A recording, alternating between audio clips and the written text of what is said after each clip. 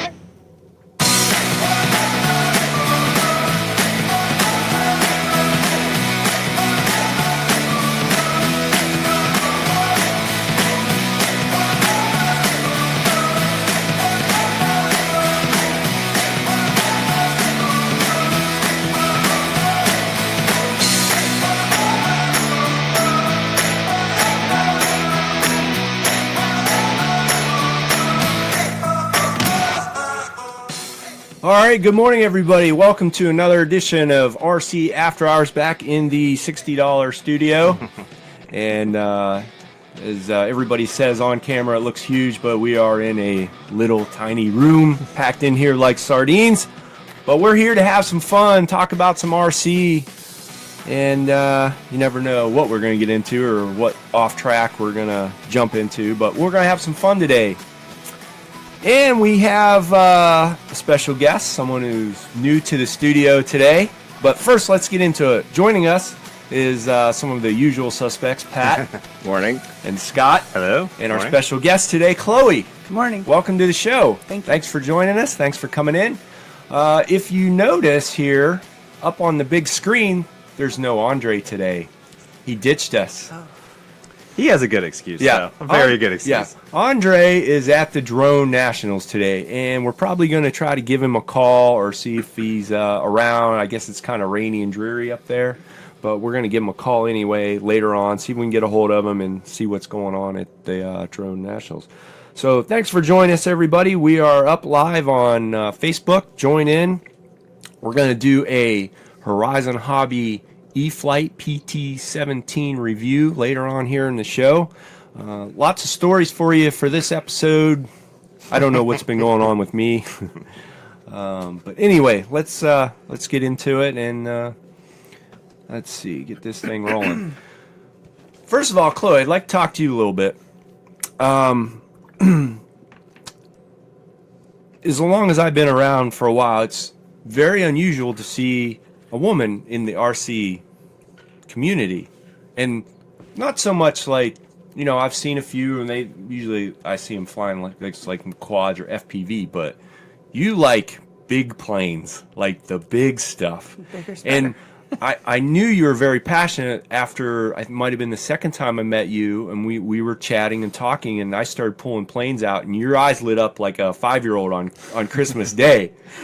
So I knew right away you were like, oh my gosh, this is fantastic. Now, I'd like a little backstory, because if I'm correct, you were kind of in it years ago and got out of it for quite a while, and then got back into it and realizing that a lot of stuff now is electric and foam and more friendly to fly and easier to fly.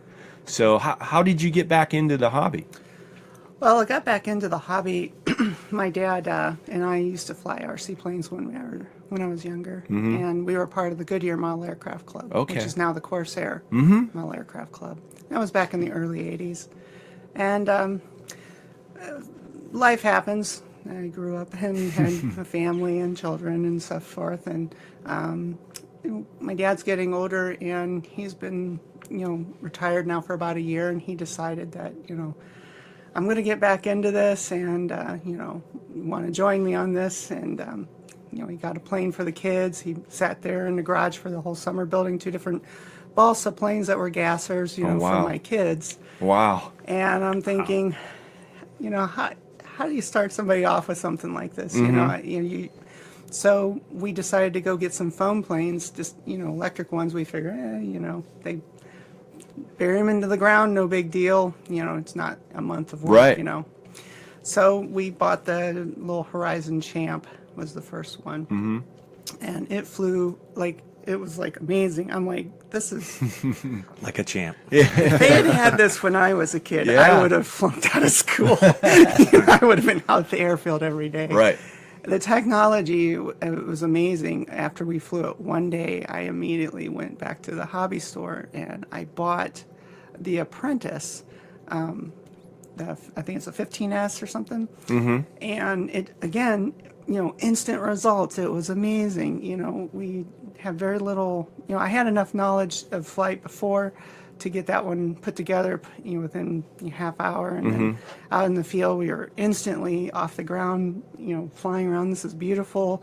And my dad, he was always a builder. He's built very big planes, very beautiful planes, put them in shows and so forth, but he was never really the flyer of them.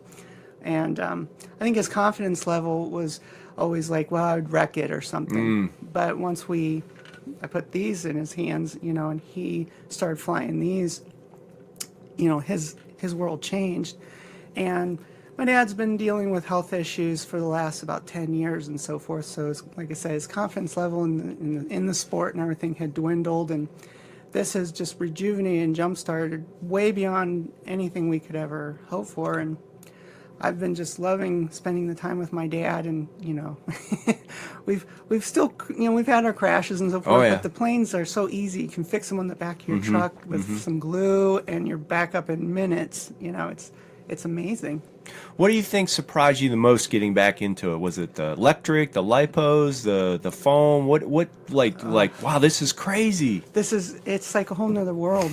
First of all, the battery power, and I think the cost. Maybe somebody just new getting into it altogether might think, oh, this is kind of an expensive hobby.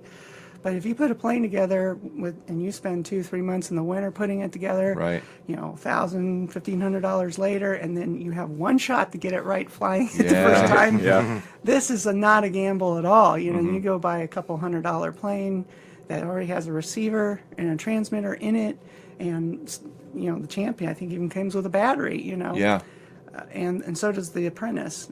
So it's amazing to me that you can get in so cheap, and within just an hour be on the field, have instant results, and just those successes, those early successes will fuel you and just go, okay, I want a bigger one now. And that's exactly what I did.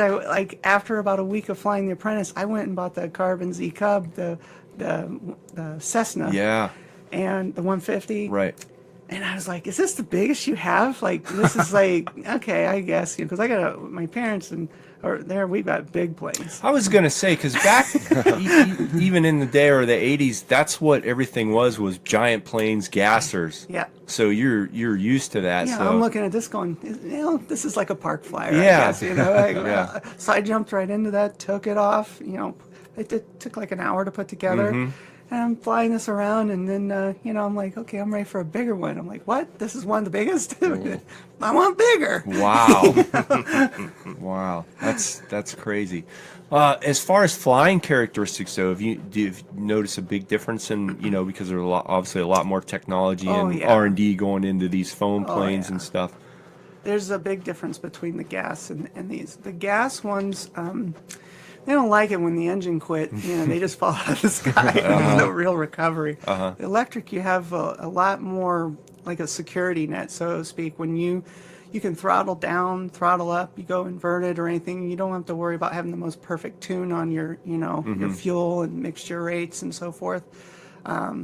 Anything can, there's so much more involved with the gas that they can fail, and also when you're trying to transport your plane, you know, it's not greasy. You have to clean it down, and eventually gas planes start to get really heavy because the balsas start to soak in with all the fuel. The nitro gets in there, and it's just, this is so clean. It's just in and out. You're done. It's beautiful. And I'm imagine too the scale details on the foam is 10 times better than anything. Oh yeah. You know, I bought a little foam plane about 10 years ago. It was a little Piper Cub from Aerotech, and it, like you said, we were talking about before, it's like a beer can. Oh, the beer EPP foam, yeah. Yeah. And you know, the foam they have now on these planes is really nice, really detailed, and you know, like this biplane is probably one of their newer ones, and the detail on it's amazing. Right. Now, the other thing I wanted to get your thoughts on, it's been around for a few years now, is and it's kind of a debate. Some people, it's a love or hate it type of thing, but with Horizon now, where most of their bind and fly planes are coming with the AS3X, or even a lot of them have the Safe Select, or even the regular Safe Plus, you know, with the we call it the old crap button. Yeah. Now, when you've discovered this and found this out, what were your thoughts on it? I mean, what did you think about it? It opened up a whole new world for my dad and I. You know, even though we had done this, you know, 25, 30 years ago in the 80s, the skill had been just, it's gone. So we had to start at the very beginning again. And I think with the safe mode, it allows people like myself to, not only me, my kids, you know, my dad, to get started and have some confidence builder right away. And then it gives you that option to turn that switch off and then fly the plane in what they call advanced mode or intermediate mode. And you can start to practice, because it's not really, it's kind of hard to find other people to do a buddy box with, you know, when you're just getting in there, you don't know anybody.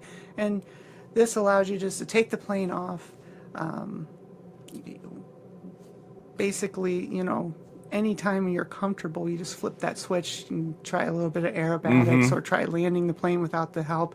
And that's what I did, and it didn't take long. About a couple weeks after flying with my Cessna, I can now take the plane off. I don't need the safe mode. I've used it in a couple occasions. I've hit that button, trust me. But, you know, I had an accident yesterday with my Stinson that doesn't have that, and I had got about 12 flights out of it before I had an oops, you know, and it's part of the learning curve. It's part of the fun. I wouldn't be I don't know if I would be into this as much as I am now without that early help. And when I go on Horizon's site, that's all I look for, is I'm like, does it have safe? Does it have Safe Select? And for the guys that don't like it, I mean, I get that too. You know, they've gone well beyond, and this is something that doesn't interest them, and why pay for the technology and what they're purchasing. But if it's just, basically it's a software package that's loaded in the AR636, I think A or something, and it doesn't hurt anything being there, because in the binding process you basically disable it or enable it, and you can toggle it with a switch if you enable it. And I think Horizon, if you're listening, you should put it in every single plane you build, because I will buy every single plane you put in. Yeah, I think it's definitely helped the hobby a lot and brought it, you know, there's been several people that I've taught to fly or whatever. I did a lot of training on the Delta Ray that they have, and it's one of my favorite trainers to train people on. And the crazy thing is, they're like, man, I always wanted to try RC, but I was afraid of crashing and blah, blah, blah. And within 5 minutes of me literally going, okay, just do this, you know, move the sticks here. There was no buddy box, no nothing. I handed them the controller, and they were like, what are you doing? I'm not, you know, I go, it's fine. It's just, you know, because like you were talking about the Delta Ray, You can hold the panic button down, hit full throttle, and it just takes off on its own. Yep. Same thing with landing. You just kill the throttle, hold the button, and land. And I was showing these people, and I'm banging the sticks up. And I said, it won't stall, it won't flip. And they were just like, you're kidding me. Right. And literally hand them the controller, and I'm talk them through a little bit, doing some circles one way and then the other, and they were blown away. They were like, I can't believe I'm flying. I would have never, if you wouldn't have showed me this, or I wouldn't have known. Exactly. There's no way I would have even attempted it. So I definitely think it's helping and bringing people in the hobby for sure. Well, we had a couple people approach us at the Jackson Field, moms that had their kids with them, and another older gentleman that said that they had basically the same thing. They were always interested, and they said, "You guys look so good up there, professional." I'm like, "This is like the third day I've flown this ever," And we gave them the information to go down to the hobby store and pick up the same thing, and they're going to get them for their kids for Christmas. Oh, so, wow. Cool. It's Yeah, just that's awesome. You're introducing it by setting an example too. So I love that. I want to see tons of kids and You're right. new flyers out there. Right. The other thing it really, I think, sparked my interest a little bit is we were doing the Ultramicro timber review. And, you were talking about the Champ and everything, but here probably, I don't know, what do you guys think? Probably in the last year, the Ultramicro stuff's really started to come around. When they first come out, they flew pretty bad. I mean, the Champ was probably the best Ultramicro at the time. We've had numerous conversations about the carbon, the Ultramicro carbon. Oh man, yeah, that thing. They looked phenomenal. You were like, oh my gosh, I can't believe I have this tiny plane, but they flew like crap. I mean, literally, you were just, please stay in the air. Amazing, though. Yeah, and over the last couple years, they've really fine-tune them, change the sizes. I'm not an engineer by any means, but they finally got them down to where they are really fun to fly and easy to fly. And you found that out right away when we put you on the sticks of the Ultramicro timber. I was like, what? Like this little thing? Yeah. No, that's not going to be fun. That thing's insane. Now it's my favorite plane. Exactly. So it really opened up your eyes, I think, to the Ultramicro series, or the small stuff. If you got a bigger yard and you don't want to pack your, we just had that conversation. I'd love to get out and fly, but the worst part is packing up the stupid car. You go out and have a great time, and then you get home and you're like, I don't want to unload all this stuff. It's just like, where if you got the room or whatever, you could just walk out your front door, do a little bit of flying, and you're done. It's fantastic. That timber, we fly it all the time over top our neighbors. They love watching it with the lights on it. It is probably the best little plane that you could start with. It's just awesome. Wow. So, hey, let's talk a little bit of, we had some crashing and stuff going on yesterday. Oh, yes. Now, your poor dad, I felt so bad for him. You could see he loves to fly, and you were telling me he's had a few mishaps already, and he was flying the Apprentice yesterday, and we were kind of busy doing things, so I didn't see what happened. All as I know is that it was stuck in the top of a tree. So do you know what happened, or did it get out of sight, or? Well, there's a couple theories. His theory is that it lost signal, and we were about 150, 200 yards away, and he thinks it lost signal. But when it was up in the air, even in the trees, it had lost its spinner and the collar, the little collet that holds it on, and the clamp. That whole thing was gone, and the plane was inverted with the spinner up. So there was no spinner, no prop, no little aluminum collar. So I'm like, Dad, did it lose the propeller? Because he had been having problems with that. I'm like, did it lose the propeller? And you just he's like, no, I think it lost, because I could run the engine up there. I'm like, well, there was no propeller on it. So it was sketchy. We got it down this morning at 6:30 in the morning in the dark. We were out there on like a midnight run. We were like ski masks and everything. Well, the crazy thing was, that's, I think, almost or real close to the same tree that poor Mike Collins. Oh, really? It was in that area. Oh, wow. Put the night vision air in that we've talked about 100 times. A magnet. Yeah. That end of the field is cursed. Yeah. I had bad luck there yesterday too. Wow. So how did you get it out? Well, we tried a few things. We tried a rope first and just, yanking Shake it with the my tree, dad's yeah. GM Sierra, trying to shake the tree. Oh my gosh. But there was like a nest of other branches underneath. It wasn't coming. So we then tried we got some conduit, galvanized conduit, and we pieced it all together, tried to get that up there. It wasn't happening. It was way too far up. Wow. So then we just got the Husqvarna out, the chainsaw, and we cut that tree down. No kidding. Yeah, 6:30 in the morning. Wah, wah, wah, in the back there. So we cut up the whole tree and put all the logs back there for anybody that wants to have a campfire. Oh my gosh. There you go. Wow. But the plane, it's not going to be No. flying ever Oh, again. oh really? It came down and it was Pretty like hard. it was like a pillow fight. Just went. Oh, It was Oh everywhere. man. But he felt satisfaction that he got his radio back. He felt like he got back. Yeah. He said he couldn't sleep all night last night. He was like only slept an hour, so he got up and he was trying to put his Corsair back together. Oh, man. That he was that also crashed yesterday. Somebody crashed. Oh, you crashed the Corsair Oh, yesterday. no. Yeah, I did. It didn't go well when we No. took it off, and I think there was a little bit of pilot air, and there was a little bit of setup air in the takeoff and in the radio. I think it was out of balance as well, so it just flipped over on side on takeoff. The air caught it. We had about 5-7 mile an hour wind Yeah, yesterday. It was I'd gusty, say. though, at times. Yeah, yeah. It really gusted up. Right. It took off really well, and then about 25 feet off the air, it just flipped over, and I tried giving it the other direction, and nothing was happening, and it just went right into the ground, and boom, it just came apart. Man. It was a park zone Corsair. Yeah.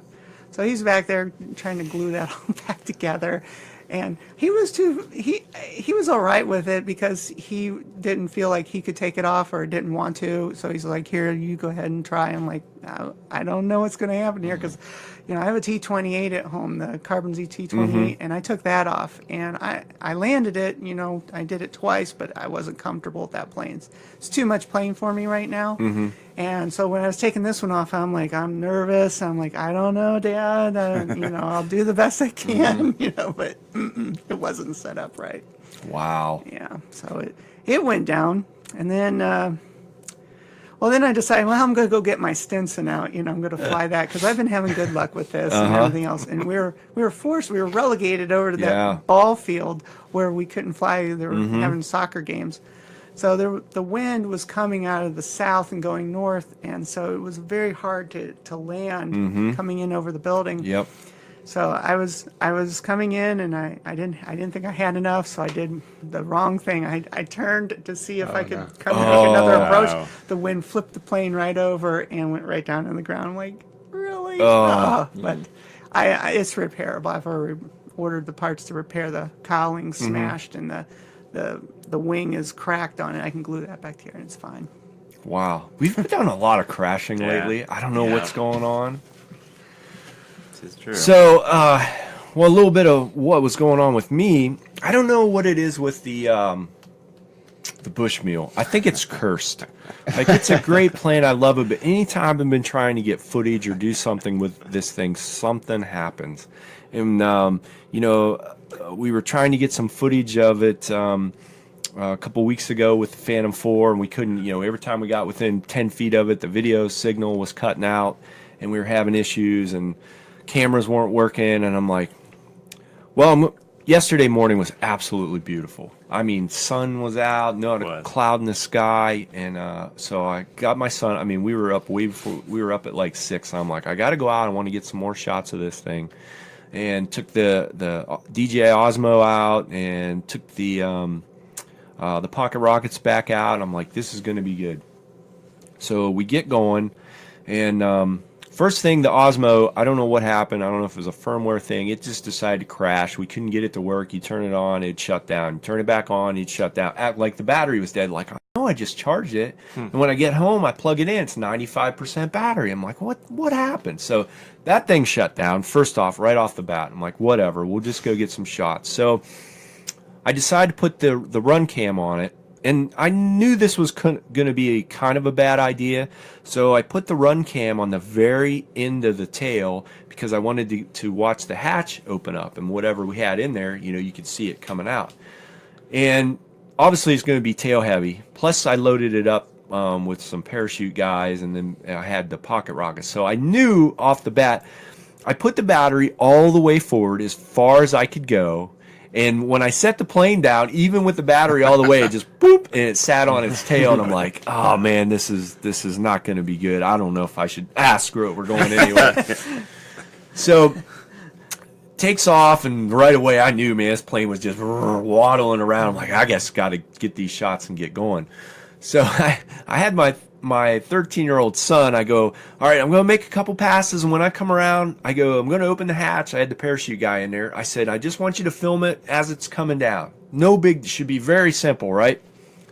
And again, this is, at this time, it's probably 7:30 in the morning. I mean, there was nothing. Like, you throw grass up, nothing. It was dead calm.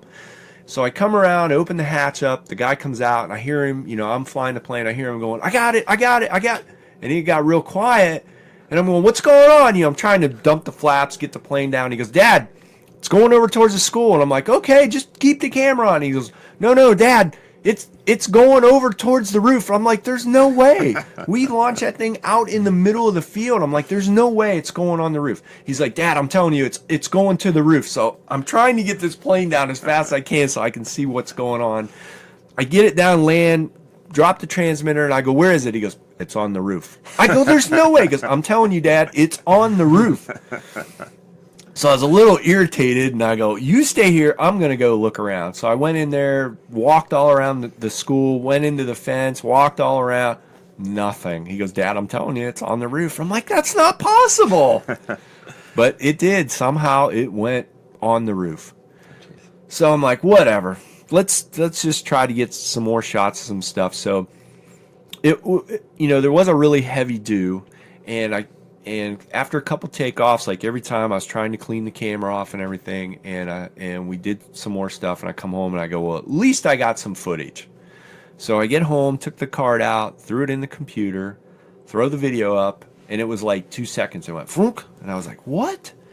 Pulled the other couple videos up, vroom, 2 seconds. I was like, what is going on? I'm playing, for like 45 minutes, I'm trying to slow the video, trying to figure. So pulled it back up on my phone, because it's got the Wi-Fi on there, and looked, and somehow, and I don't know how, because I didn't change anything or do anything, it was set in time lapse.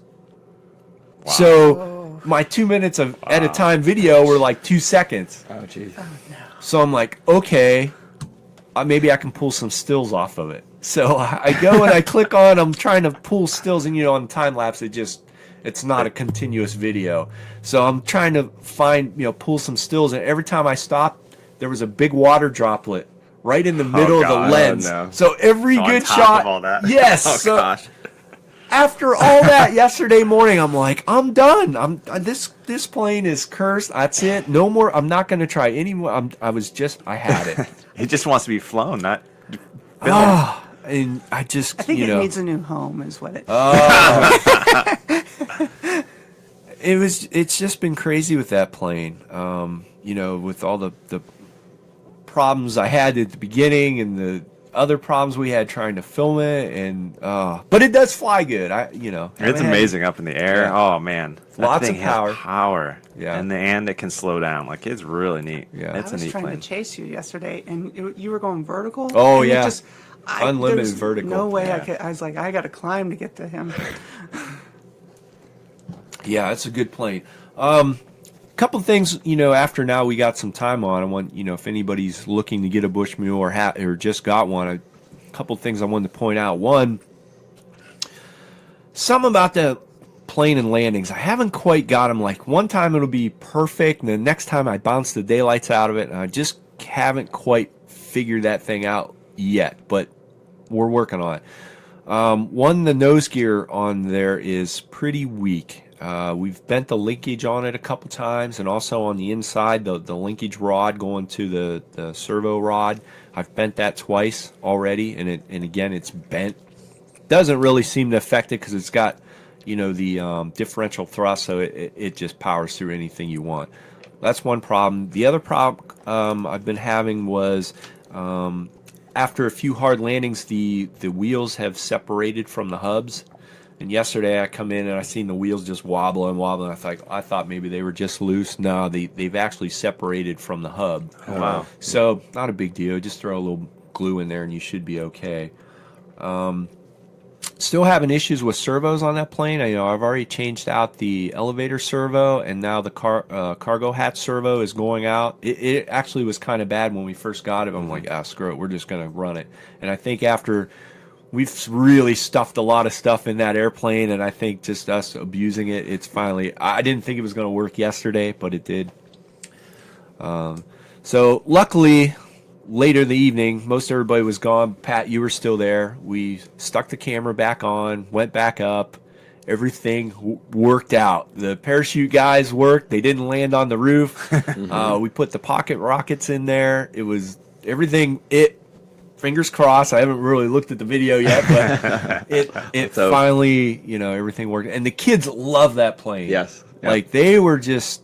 Your son, well, he's like, go again. He's just gathering the pocket rock. Here, stuff him in there. Let's go again. Yeah, or smack his hands away. Yeah. He's like, put him in there, put him in there. It's like, hold on, buddy. They were having a blast with that. And what was really surprising is, Pat, I think your wife's a little like my wife. She could care less about RC planes. She's like, you just go out and have fun with your toys, honey. Your wife actually looked at me and goes, that plane is cool. And after we dropped the pocket rock, she was like, that is amazing. And I'm like, there you go, Pat, you better hurry up before you change your mind. You better hit that order button. Yeah, I could talk her into that one pretty easily. So it'd be cool to have a fleet of those up in the air, cool. and just dropping like storming the beaches, man. That'd be awesome. Gotta roll a little tiny Jeep out with a parachute. We could do that. That would be so chill. We could do that. The funny thing is, I was looking online. I just typed in like toy parachute stuff, and they actually make little tiny army guys and different figures with the little cheap parachutes. So you could probably stuff, I don't know, at least a dozen or more in there, I bet, and then just open that thing up and they could all just, and like, Pat, you had this awesome idea. If we could figure out some kind of string, like a regular parachute thing where you open the hatch and they come out. Yeah, pulls them out. Yeah. I was thinking that too. Oh, that would be so cool. Some candy in there. Candy, Oh, that would be so much fun. So that'd be something we could check into later. We try to do with that. But just a fun overall, like, do it all type of airplane. It's flies off of anything, tons of power. What were you saying about the tires again? About putting rubber tires on there? Well, because it has foam tires. Yeah, it's got the old style EPO foam tires. Like what's on the original Tundra. Now, what they did, Hobby King did on the version 2 Tundra is they put more of a soft foam type tire on there. It was supposed to be way better because any of these regular, like the airplane type foam is what I'm talking about. Any hard ground or everything, they have a bad tendency to really bounce, and they're almost impossible to land on pavement. So with the version 2 Tundra, they went with the soft type foam on the wheels, kind of like what the Timber has. So we were very curious when we talked to Neil and Stuart about it, like, why didn't you put the other wheels on it? And he's like, well, they are a little heavier. It was a cost thing too, because obviously, you're paying more money for that plane because of the twin engine and all the bells and whistles and everything. So they were really just trying to keep weight and cut cost. And I get it, understand it, but I think it'd be really interesting to try to maybe get some of the softer foam tires and put on there just to see what it does. I like those ones that were on the Timber. The Timber has really nice wheels on it. Nice. Yeah, those I are want cool. those. If I get the Bushmule, that's the kind of tires I want to put on it. Yeah, for sure. Yeah. So that'd be another good test, I think, is get some different tires and see. That's true. Yeah. And again, like tire review. Ooh. Yeah, tire review. The original Tundra, it's so light and everything. I've had some gnarly landings with that thing, and I've never had any issues with the tires or wheels or anything like that. Yeah, same here. But with the Bush, now, I guess I should say something though. I know I'm having a tire issue with it, and they've separated from the hub, but the thing also did a 100-mile taxi for like half a mile along the ground. That's true. That could have something to do with them tires coming apart, and I just kind of realized that. So that could be the other problem with that thing. I don't know, but we'll see what happens. So, what do you say? Let's see. Was there anything else went on yesterday? I'm trying to. Oh, we finally, Pat. How long? Yes. How long have you had that Radian? That was from Christmas 2015. I think it's when I got it. Yep. That's right. So, Pat was all excited and got this brand new Radian for Christmas. Sat in the box for a while, and if anybody remembers, we brought it out the first time, and that was the time where it was a first for me to see a Radian inverted 5 feet off the ground, buzzing my head, thinking, wow, man, this guy's got some serious pilot skills. Only to realize that you had your rudder reversed. Yes. Yeah, my aileron's backwards, like I had done before. Yes. So. Even though we're like, now everything's good, right? Yep, I double checked everything. Everything is perfectly good. Nope. Afraid not. I'm much better checking my crap since then. Like, since that point, every single time, every single flight, I'm like, okay, make sure, right, left, up, down. Okay, Right. good. I actually look and make sure, and not just be like, it's moving, great. Right. So you, I think you had to order parts for it, didn't you? I did, yeah. Got it all back, and then I don't know really what happened. I kind of forgot about it. You never really flew it. Well, we flew it again. Scott was with me. Okay. Yeah. And we flew it at the Bermuda Triangle location where we've had some signal loss. Lots of brownouts there. And it was still flying a little fast. I don't think it was fast. It was definitely fast. Trimmed up right, or the elevator was not where it should have been, and it was kind of cruising around doing some hot laps, I guess I would say. And then it got over by the school, and the wind was kind of blowing away from us, and I turned, and I couldn't recover, and it did a dive bomb on that. I cut throttle at the last minute, but it just smacked right into it hit so hard there. right in the asphalt. It cracked the prop, the spinner in the front, the fuselage. A chunk came out of the one wing, so I just got a new body for it. Wow. Now I knew everything. Was that before or after we had a couple flights? The super windy day at Jackson. It was after that. After that, okay. Because even when we flew it that day at Jackson, you're like, this thing's not flying right. There's something wrong with this thing. It's not flying right, and it was super windy, and we were like, that's just the wind. Yeah, because it was like a 10-mile-an-hour plus wind, so it was a little bit calmer that day. So I'm like, well, I'll try and get it set up, and didn't, and then it And so obviously it was still having some kind of issues. Yeah, something screwy, so I rebuilt it. And then we tried, a few weeks ago, to pull it back out, and then, checking my crap, and then figured out the rudder servo was stripped. So I'm like, oh man, that would have been perfect when I had to move everything over to actually not, because it was a brand new plane, so I could put the servos in just right. But so I had to order a new one, because that's a short lead, because that lead really, it's right there. I mean, the one that comes with, I bought the Park Zone short lead, and it's maybe like 6 inches. The one that's on there is like 3 inches. Right. Wow. So I just kind of stuffed the extra. There's a little gap there in between like the bottom and top of the fuselage. But then yesterday, thankfully, put it together. My son was very excited. He wanted to fly the big one. Put that one together. Put that one together. So despite the fact I didn't have the screws in correctly, the wings didn't fall off at first. Yeah. But we got that fixed, and you helped me, because at first you were like, all right, should I throw it? I handed you the transmitter. I said, nope, you're going to fly it, because you know how it's supposed to fly. Yeah, and it took a little while to get it. I didn't. Yeah. At first I was like, because I have 2 or 3 Radians, and one of them bone stock. I had to put weight on the tail to get it to balance out right. So I thought we had the battery shoved all the way back, and it was just wanted to nosedive at first. We couldn't really figure it. Wouldn't trim out right. It felt really funny. But after a little while, we finally got it trimmed right and set up, and no problem. Yeah, then you guys measured the CG, and it was actually, it's actually leading nose heavy a little bit. It was nose heavy. That's right. It was based on that CG for the manual. But once you got it dialed in, oh wow, that thing. Yeah, it's flying very, very nice. Very good flight. Yeah, I'm excited now. I actually be able to fly it. So you're the last one here. I'll get one. I'm gonna get one. All the peer pressure is killing me. And then Chloe, I have the little one. You've just bought one, but still in the box. After seeing your guys. But you got to see it fly a little bit. Yeah. What did you think? I'm like, I'm getting it out of the box. I definitely can't wait to get it up there. See like a bunch of them up there just soaring. Yeah. Oh yeah. It's so much fun. And again, that's our favorite plane. It's relaxing. That's what's. I mean, I have the micro. I have the UMX version, and I love that. I've flown that thing to death. And it's only a matter of time. I definitely it's on my wish list to get. Do you guys fly those at the Jackson? Oh yeah, yeah. Where Because you get some thermals we going. we get a lot of thermals. You know, if you get the wind all that coming, pavement. yeah, off the pavement in the school, coming off the roof. Yeah, so it's a pretty good place to fly there. I don't fly gliders, so I'm not know. Now you say like streets and roofs. Yeah. I'm like, yeah, that makes sense. Yeah, and it's pretty good place, and you get some pretty good boomers, and we get out. And like I said, we get out there, we'll bring our chairs, or if it's really not, we'll just lay on the ground. It's just so relaxing. You bring your big drink or a cooler with you, and you get that thing up. And like I said, it's not a problem to fly those things for a couple hours easily. What about it like in the winter?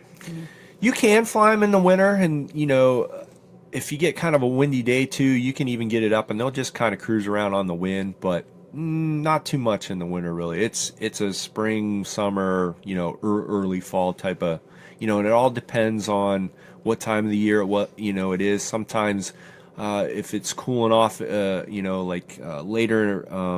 in the summer where the evenings get cooler, but the ground got really hot during the day, that just depends on the time of year, what kind of thermals you're looking for, or what type of clouds you got that day. So just depends, but oh man, so much fun. I'm thinking a big fly-in for gliders. Yeah, I got a behind you there. That's just the body though, but that's a 114-inch balsa Mystique glider there. Well, that I pull out on special occasions, and that thing is a ton of fun. That's awesome. Yeah, and it's got a variometer on it and altitude. What is that? What a vario does is it registers if you are climbing or in sync. So on the DX9 with the telemetry, it's got that has a variometer in it. And I also have one in my Radian. It's kind of cheating when you're thermal flying, but it's great even if you got a bunch of people, because you cruise around, you hunt for thermals, and if it's dead calm and everything's good, it doesn't make any noise. If it finds lift, it starts beeping. And the faster it climbs, the faster it beeps. So it's like beep, beep, beep, beep, beep. And you're like, oh, there's a little bit of lift. Or if it's like beep, beep, beep, beep, beep, beep, beep, that thing will just, it's like an elevator. And you're in some serious lift, and then you'll start circling into the thermal. But also you got to be careful too, because around thermals is sink. You get on the outside edges. Thermals kind of looks like a mushroom cloud, like off of a bomb, how it goes up and then it mushrooms around. So if you get on the outside of that thermal, you get big time sink, and it just shoves it down. So the vario will let you know, it's got a high tone and a low tone. So if you get the low tone, it's like beep, beep, beep, beep, and it starts getting fat. You're in some serious sink, so you got to try to get away from that. So when you're in a thermal and you're circling, you try to keep in that thermal going, but as they go up, they get wider and wider. Oh wow! Oh yeah, so it's there's more to it than boom. Yeah, yeah. But once you catch that, I don't know if Pat or if you guys have. I've never really I only experienced that. caught Not one even- off the pavement the one time with my little one. Yeah, And that was I don't pretty think cool. I haven't. Yeah, I don't think I've ever have on mine. But Like it's always been days when I fly that it's not really. good thermal. Yeah, it's not. it's usually in good. the morning Yes. when we do it. Yeah, super early. There's Yeah. not. Right. Yeah, But once you catch that first thermal, then you're hooked. you're right? hooked. Like you're cruising around like, come on, and you're like, and then all of a sudden, even if you don't have a vario, it's very obvious. Like your tail will kick up or your wing will come up like out of the blue. Like, oh man, I got some. And then if you start circling, you get in that thing, you literally can see that thing going up and up. And I mean, it looks That's like neat. it's in an elevator, like an invisible elevator. And you got to be careful, because if it's a boomer and that thing starts going up and it starts getting little, you got to get out of that thing. Because funny story, everybody's probably heard it a million times, but when I first got the Radian and learned about thermals, I was brand new. I didn't know nothing. I'm reading books and searching the internet, trying to figure out, what are these thermal things, And my other buddy Pat was with me, and I got him one, and it, just shot up. Like that tail come up, and it took off, and I was like, "This is great! This is great!" We're watching it, and it went up so fast and so quick that boom, it went out of sight, and we lost it. Oh gosh! Instantly gone. So I'm full back elevator. You didn't press the return to home button. No. I'm just pulling back and full, like left aileron, trying to get it to just spiral down. I just held it, and it was probably, I don't know, maybe a minute, but it felt like 15 minutes. And we're just looking. We knew which way the wind was going. We had big, giant cumulus clouds, and I'm like, I was just at the point where like, Pat, it's gone. we're done. It's gone. Forget it. You know, I was devastated. And he goes, there it is, there it is. And he's seen it just at the bottom. You know, he's seen like the shadow off the bottom of the cumulus cloud, and there it was, just spiraling down. And it was clear over by Bueller's. Wow. Oh, wow. When we seen it. Oh, and I mean, it was just a speck. I didn't even hardly know what direction it was, you know. And we got it back. And after that, I was just like, I'll never do that again. Wow. And even to this day, I'm like, I get into a thermal and it starts. I'm like, okay, high, yeah. I'm good. I'm coming back out because Mike Coolin's got in one here.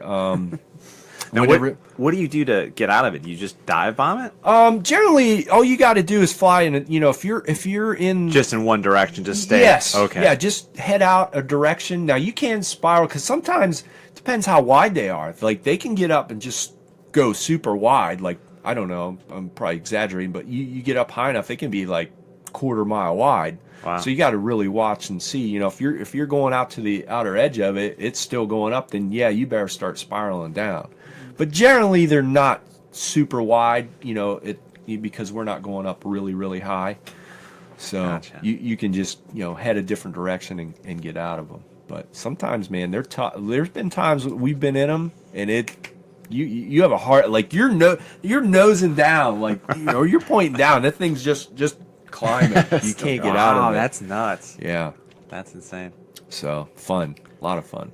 Now, did Mike ever lose one of his or almost? He almost lost almost lost his. Yeah, it was really close. He got in. That thing was it was going like an elevator. I'm like, Mike, I don't. He was a point where I couldn't tell. Like it was just a dot. I didn't know what it was, and I don't know how he could see that thing. Wow. It was crazy. Yeah. So, but I just love it. It's just so much fun. It's just weird, there's something invisible in the sky that creates lift. Like you can go out, that's what blew me away. You can go out with one battery and just like fly for 2 hours.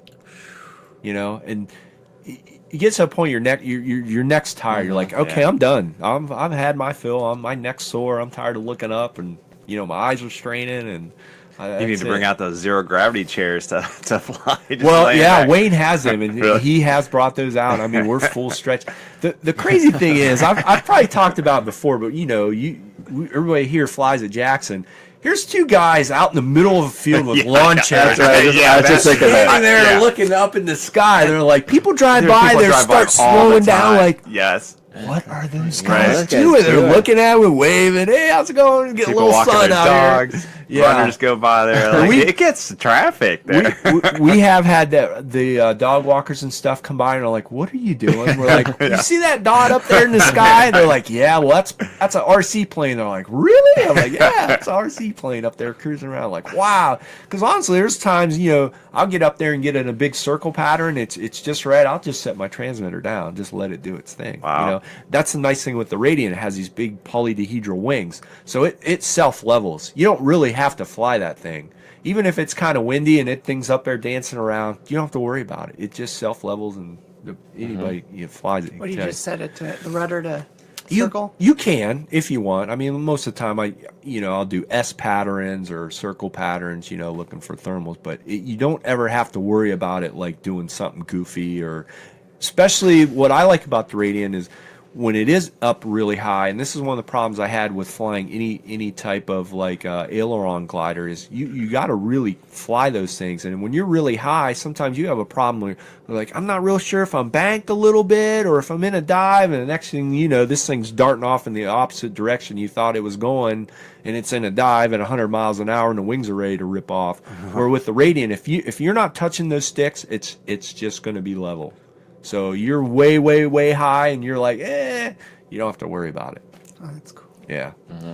So anyway, I should probably get off my soapbox with the Radian because everybody knows we just love it. All right, how about the PT-17, the Eflite PT-17? We can do a nice, big, comprehensive review on the PT-17. First of all, Chloe, what interested you in the PT-17? Why did you go, I got to have that airplane?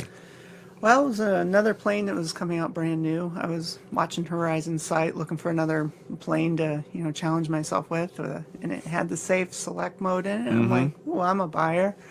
So I really like the color scheme. It's different looking than everything else. it's attractive looking and wasn't a jet. I'm not ready for jets, and it wasn't a Cessna. And I'm like, I'll give a biplane a try.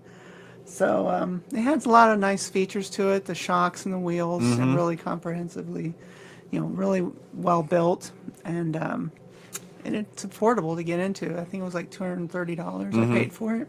Not bad at all. Yeah, and it is. I think the first thing I noticed when you pulled it out of the car, it is beautiful. Yeah. Like Yeah. just It is the awesome. Yeah, the the detail, details yeah. in the radio engine and the the way the panel lines are on the wings and the rivets and The picture doesn't do it No. justice. No, You see no, it it in really person. doesn't. It's just it's crisp. yes, I totally agree. There's none of the pictures really it doesn't do it justice till you see it and touch it and feel it and taste it but I mean just the not only the scale details, but the little things like you were talking about, the landing gear on it. It has a nice kind of rubbery wheels they put on it. It's not some cheap foam wheels. It's got the little shocks on it They're that metal. actually work. Yeah, They're metal. They're not plastic. Right, right. It just looks so good on the ground. They I did a mean, nice job with it. right. They did a nice job with it. At first, when I was putting the battery in it, like yesterday, I was talking to you, I'm like, oh man, this is really hard to get the battery in there. Well, ding dong, if I would have just read the manual one more page over, it shows the battery's actually on a tray. Yeah. It slides completely out. You can put your battery on there, Velcro it all down with the straps that are included, and then it just easily slides right back in, and it puts it right where it needs to be for the center of gravity. Oh, cool. So it flies. The battery it takes is a 2200 milliamp hour, and I was flying it with I didn't have a 22. It doesn't come with a battery, but I had 18s and then I had 32s. Put the 18s in it, and it flew okay, but I could tell the Little light. bouncing was Yeah. not right. I put the 32 in there. It flew like a dream. Oh, wow. And it stayed up about 12 minutes Yeah. on that battery. Wow. Oh, that's awesome. Yeah. So Little details on this thing. PT-17 was a trainer flight for World War II, and I believe it was U.S. Army and the Navy used it. It's obviously a biplane, and they trained a lot of pilots in there. So a little bit about the Eflite PT-17. It does have the AS3X with the optional Safe Select technology. Now, anybody looking to get into a biplane, this is perfect because it does have the Safe Select, and you can limit the pitch and bank angle limits. Automatic self-leveling, and it's also on a switch because, as you've seen yesterday, I have a You didn't hard like that. no, and any of the planes that have that safe select, I don't even turn them on. Now don't get me wrong, I love that just the AS3X, that's fantastic, but the safe select stuff, it dampens everything. Yeah.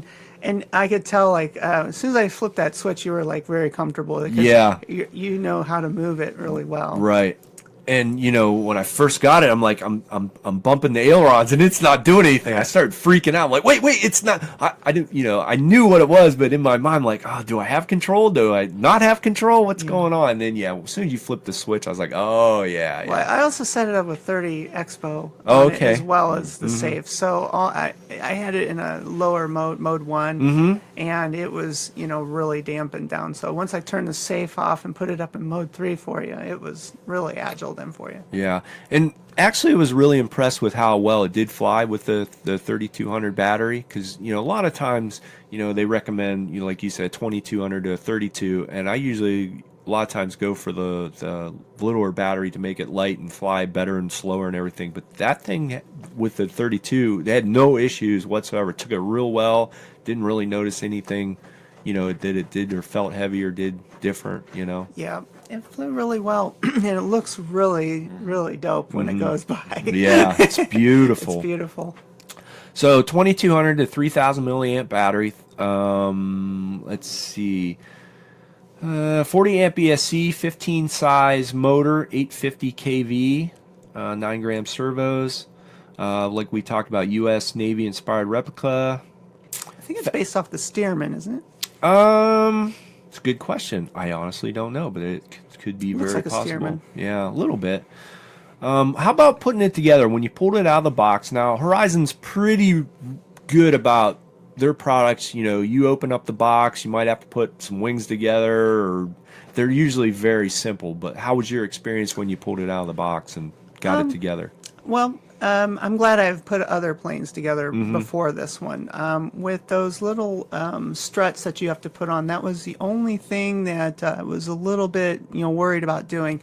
They have like a little hook on the end that's molded into the plastic. They go down into this collet or whatever, and it has to snap, and you have to force them down in really hard. And I thought, well, am I going to damage the wing doing that? But it went in. You just have to force it a little bit. Overall, everything in the box was packed really nice. There was one little ding on the wing right there, just a tiny little one, but it's manageable. That was right out of the box.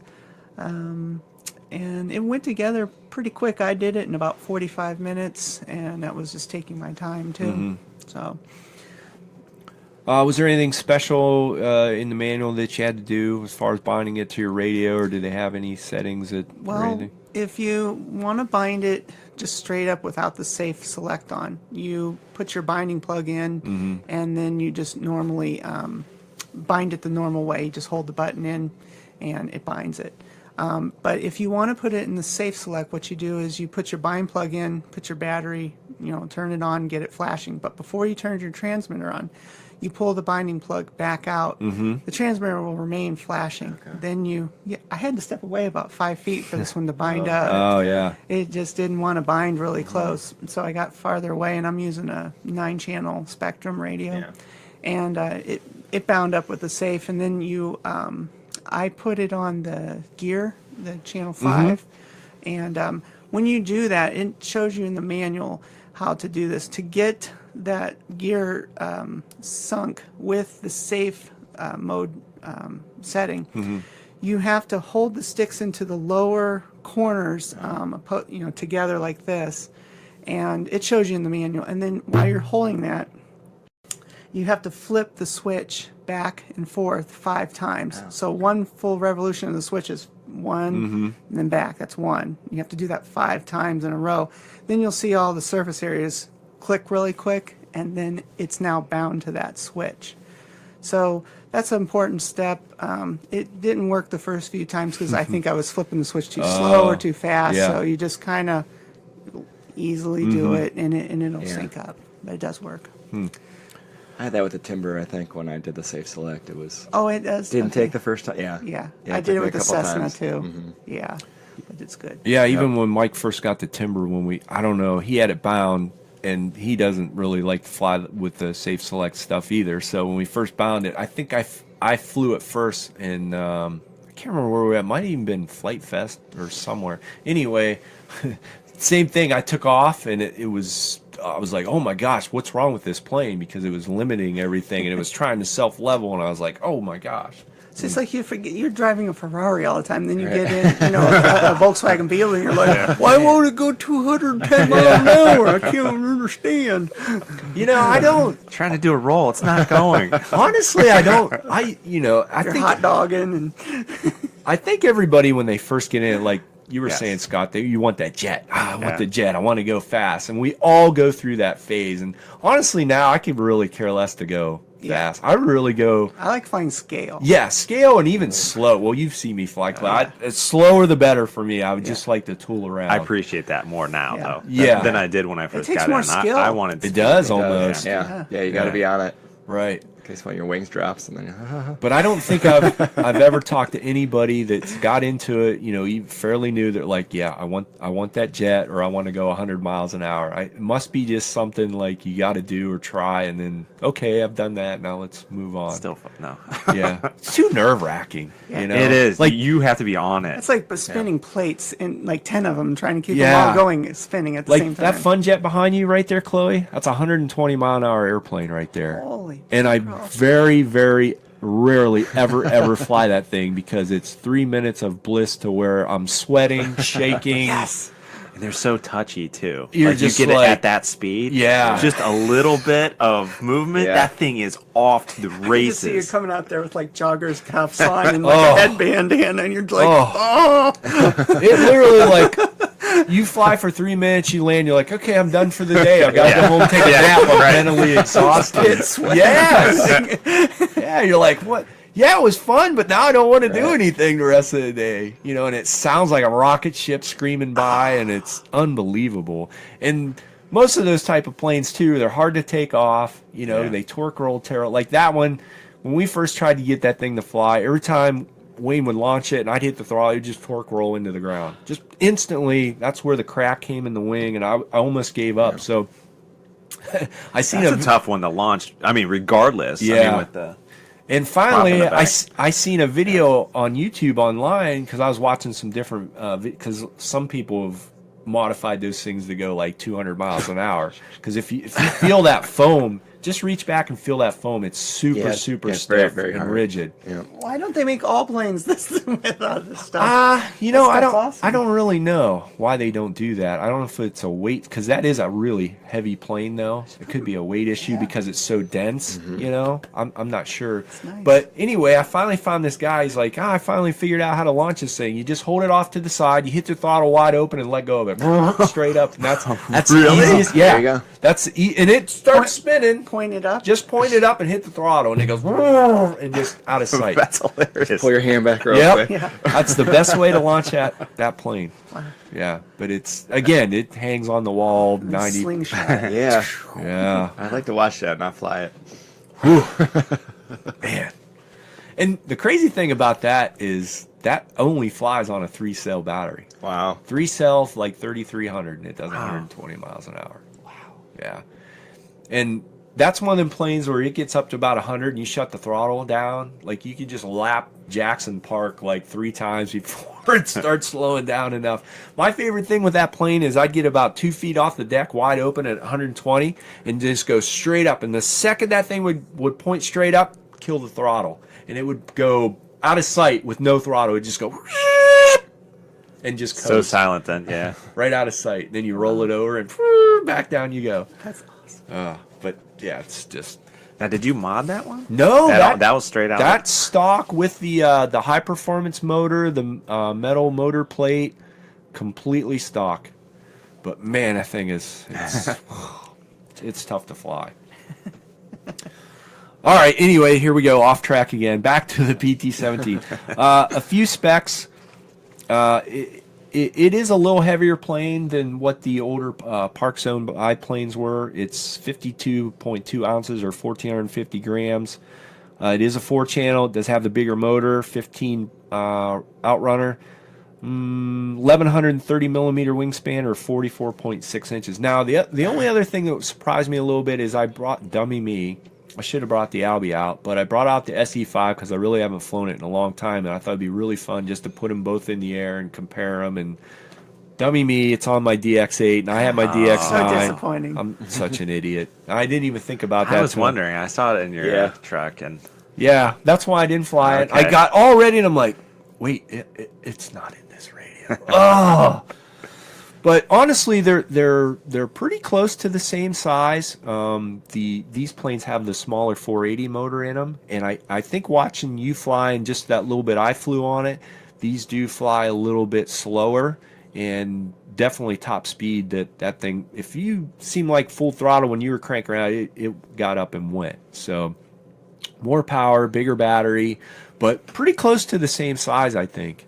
I'm glad. Matt Andren brought one of these back because right before they discontinued this, we had this huge debate about the World War I planes like the SE5, and they brought out the Albie, and they just, boom, they disappeared and have been gone for years. And we were so bummed out. I'll never get rid of the SE5.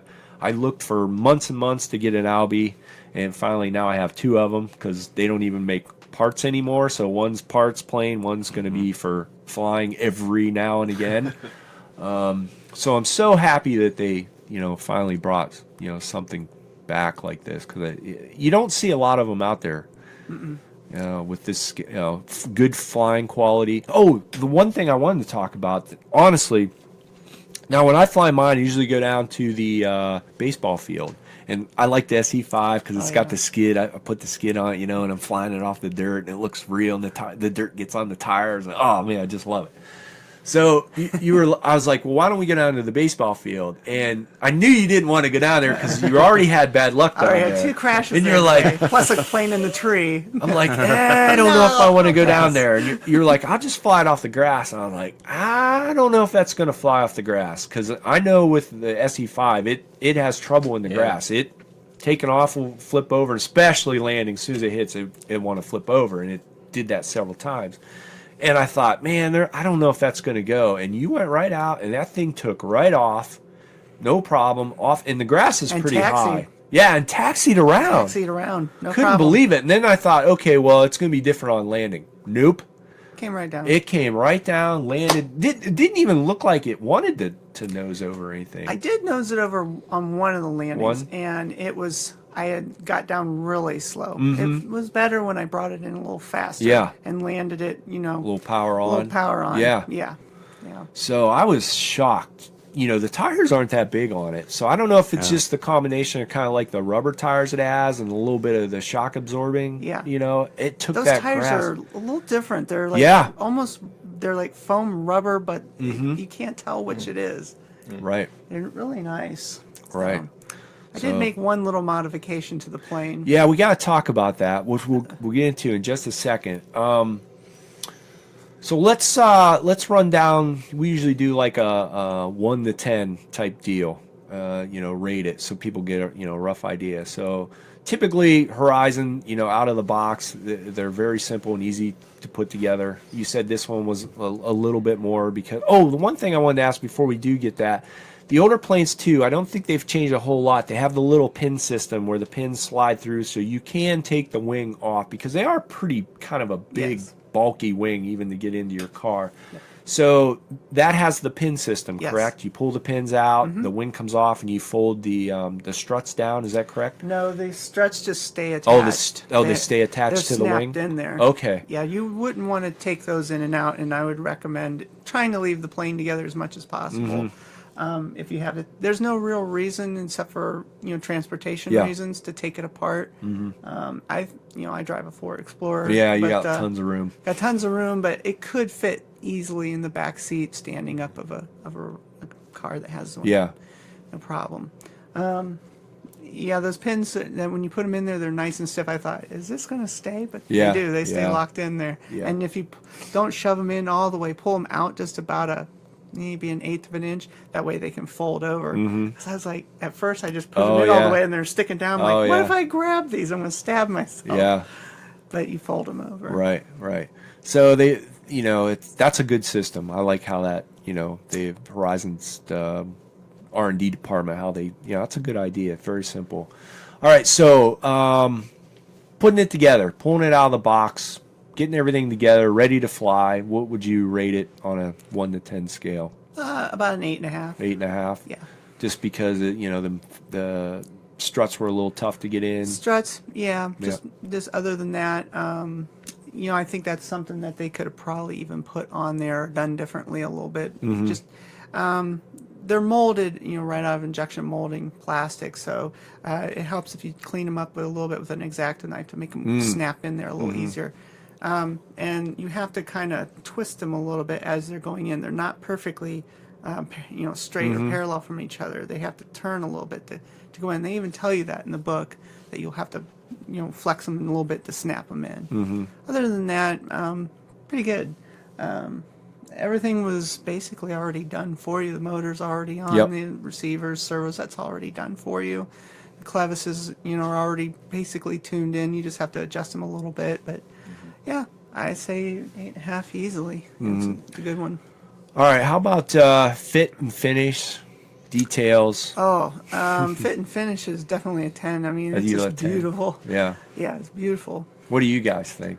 I agree. It's up there. It's between 9 and 10. Yeah. For me too. Yeah, like really it's good. it's awesome up 9. in the air too. I mean, you can see it, the bright colors. Like it's a great. fun plane. Yeah.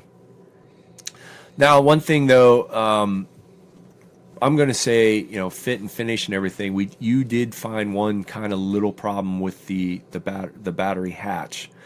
Yeah, Yeah, talk about that. You want to grab it up there? You can Oh, it probably will fall over.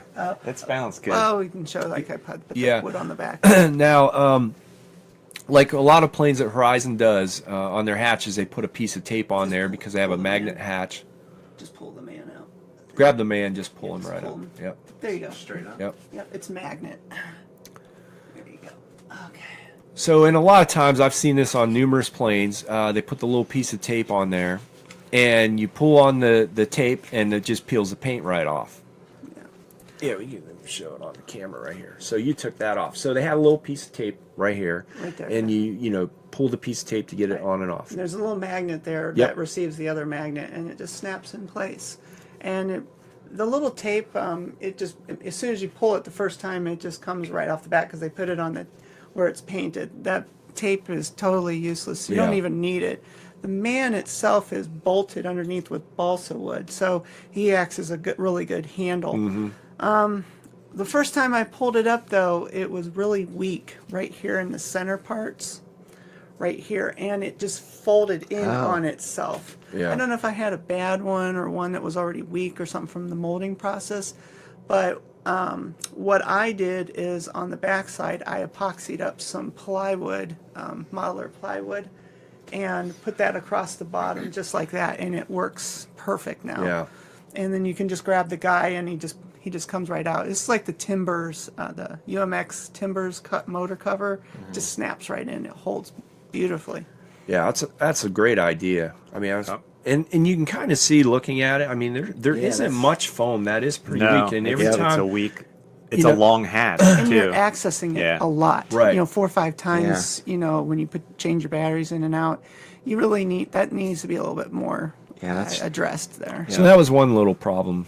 But that was basically it. Yeah. Other than that, I mean, I have this one problem with planes that are molded when they put the rudder molded into the body. I hate when they do that. I like planes when they take the rudder and the elevator and they're separate, so you can put them in and replace them. Yes. And so this one, you know, that was one thing that I just looked at when I bought the plane. I'm like, man, they molded the rudder in there. Yeah. So if you flip the plane over, you're going to get a little ding up there, a little cushion, you know, Yep.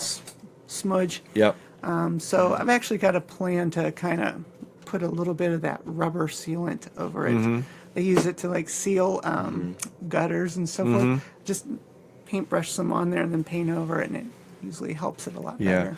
A lot of times what I've done on some of my planes, even with the rudder, elevator, I've done it on the ailerons, you know, if I've ripped them off or whatever, is if they do come off or they start tearing, take an X-Acto knife, I'll cut them right. Well, there's actually 2 things you can do.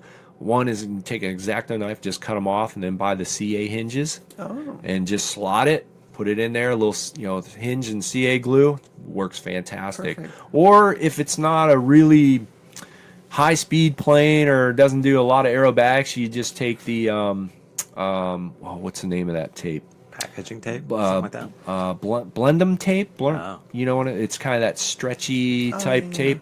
And if you see a lot of the older planes, that's what they actually use for hinges. They put them on there. So Oh, if wow. you just take a strip of that and cut it and put it in between the hinge, it'll hold it on no problem. But I really like the CA hinges. That works really well. So, well, what about flying? I mean, that's your first biplane, and you were kind of like, what's it going to be like? I'm like, it's hard to explain. It's different. It flies good, but a biplane is just different. It does. When it makes its turns, it kind of slides around turns. You know, and you have to give it mix in a little rudder. It doesn't have those mixes standard. Right. Like I'm used to with the Apprentice when you turn Oh, the yeah. ailerons. They've factory, you know, set up mixes for your rudder to turn the plane as well. Well, this one, as it's going around the turn, it was weird with those wings. It can really slow down quick on you. And also, as you're turning, it just kind of feels like a slide. If you're going around, you have to give that rudder so that your back of your plane will go. Yeah. So I was a little nervous taking it off for the first time, but that's, you know, Oh, what yeah. I do. I just like to, you know, let's just Yeah. do this, you know. Right. I put it up, went right up, no problem, took off. And it, you know, just like the doggy, just like the Apprentice, Horizon's planes do fly very similarly. They do. Especially when you have that safe mode or or AS3X You're right. system. It was a little different, but it was very familiar, so I was comfortable. And it landed when I brought it in. I just cut the throttle, gave it a little, elevator, and just it set itself right down. No problem. Yeah, it definitely flew good. Now, from what I can remember flying the Albie and the SE5, it definitely, like I was saying earlier, had a little bit more speed to it, could fly a little faster. But as far as slow flight, it really looked like it would slow down just as easy as any of the other biplanes that Park Zone had out at the time. I was really impressed because, like I said, it is a heavier plane. It has a way bigger battery because these ones are supposed to only fly on an 1800. Now you can stuff a 2200 in it, no problem. But you had that big 3200 in it or 3300. I can't remember which. 32. And they're relatively the same size and it's a lot heavier, but it really slowed down really well. That's what was impressive. Got a dog in here. It's trying to make a bed. Throw something at her. But yeah, I was impressed with the slow speed capabilities of it for sure. So flying wise, what would you 1 to 10? What did you think? Oh, 9, 10 easily. Yep. It's just super easy, super fun. A good plane for somebody that's not their first plane, but maybe their second plane, that they want to start and just have something different. It just flies like a dream. Yeah. It looks beautiful in the air, smooth, and it'll climb for you. You can go inverted. It'll do aerobatics real easy. Very nice. Yeah, good airplane. So if anybody's out there looking for a biplane or something different, I would definitely suggest, or at least give this one a thought or a look at.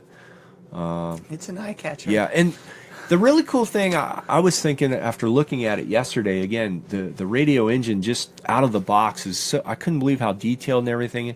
It would take very little to put some detail on this plane. Right, the silver. Yeah, a little bit of silver, on the radio heads, and I mean, honestly, I would take a little bit. What I like to use is like a little bit of charcoal, and you can take it on a brush and put it on, make some panel lines, and I wish they'd come out with like a crop duster version where it is like funky looking and it's like that smoke that's you can tell it's like some garage mechanic has worked on it. It's got a funky wheel on it and everything. That would be awesome. What's funny is back in the day, even on the earlier Warbirds, even some of the ones Horizon had, like the old original FW190. Again, they were using the old beer cooler foam, is what I like to call it. But they had a lot of detail like that in it. It wasn't as detailed as far as rib lines and rivets and everything, but as far as what you're talking about, where on the side of the cow, they looked like it was all dirty and grimy, and that kind of detail I would like to see come back a little bit on any of these planes. Maybe a little dirt, but maybe they don't do it for the fact that not everybody likes that. I agree with you, Chloe. And you can always add it yourself. Yeah, so now it's very clean and nicely, and then if you can add it if you want. I'm assuming here, but that'd be one thing when we get one of these guys on again to talk to them about detailing and stuff. What why don't they do something like that, or is it I don't know. That's a good question, but yeah, even this plane, anybody knows anything about trainer planes, they're usually pretty well beat up and dirty and everything. Right. So this being a trainer, if you weathered it out a little bit, and it would, I think, look even better. Now, one thing against Horizon, I got to throw it out, and I don't know why they didn't do it, is all the other biplanes, they all put the little scarf on the guy. Oh, yeah. I know, right? Why did they not put the scarf? You said that to me yesterday, and I was like, I'm bummed. Now I got to have a scarf. Now, this is me guessing, and I don't know, and whatever. These are actually kind of older World War I planes where the guys probably really did wear the scarf, and this being a World War II trainer, maybe they kind of got rid of the scarf at that point. I don't know. I'm guessing. Well, maybe the French did that. That was a French thing. I don't know. Oh, poo-poo. But regardless, even if they didn't wear it at that time period, which could be very possible, I would definitely have a scarf on the guy because I love to see it blowing out the I'm going to put one on. Are you going to just for you? All right, good. Yeah. Can it be pink? Hey, whatever color. Doesn't matter to me. I just like to see the little scarf blowing in the wind. Yeah. So, but there you have it. That's the Horizon Hobby Eflite PT-17. Fantastic, beautiful looking airplane.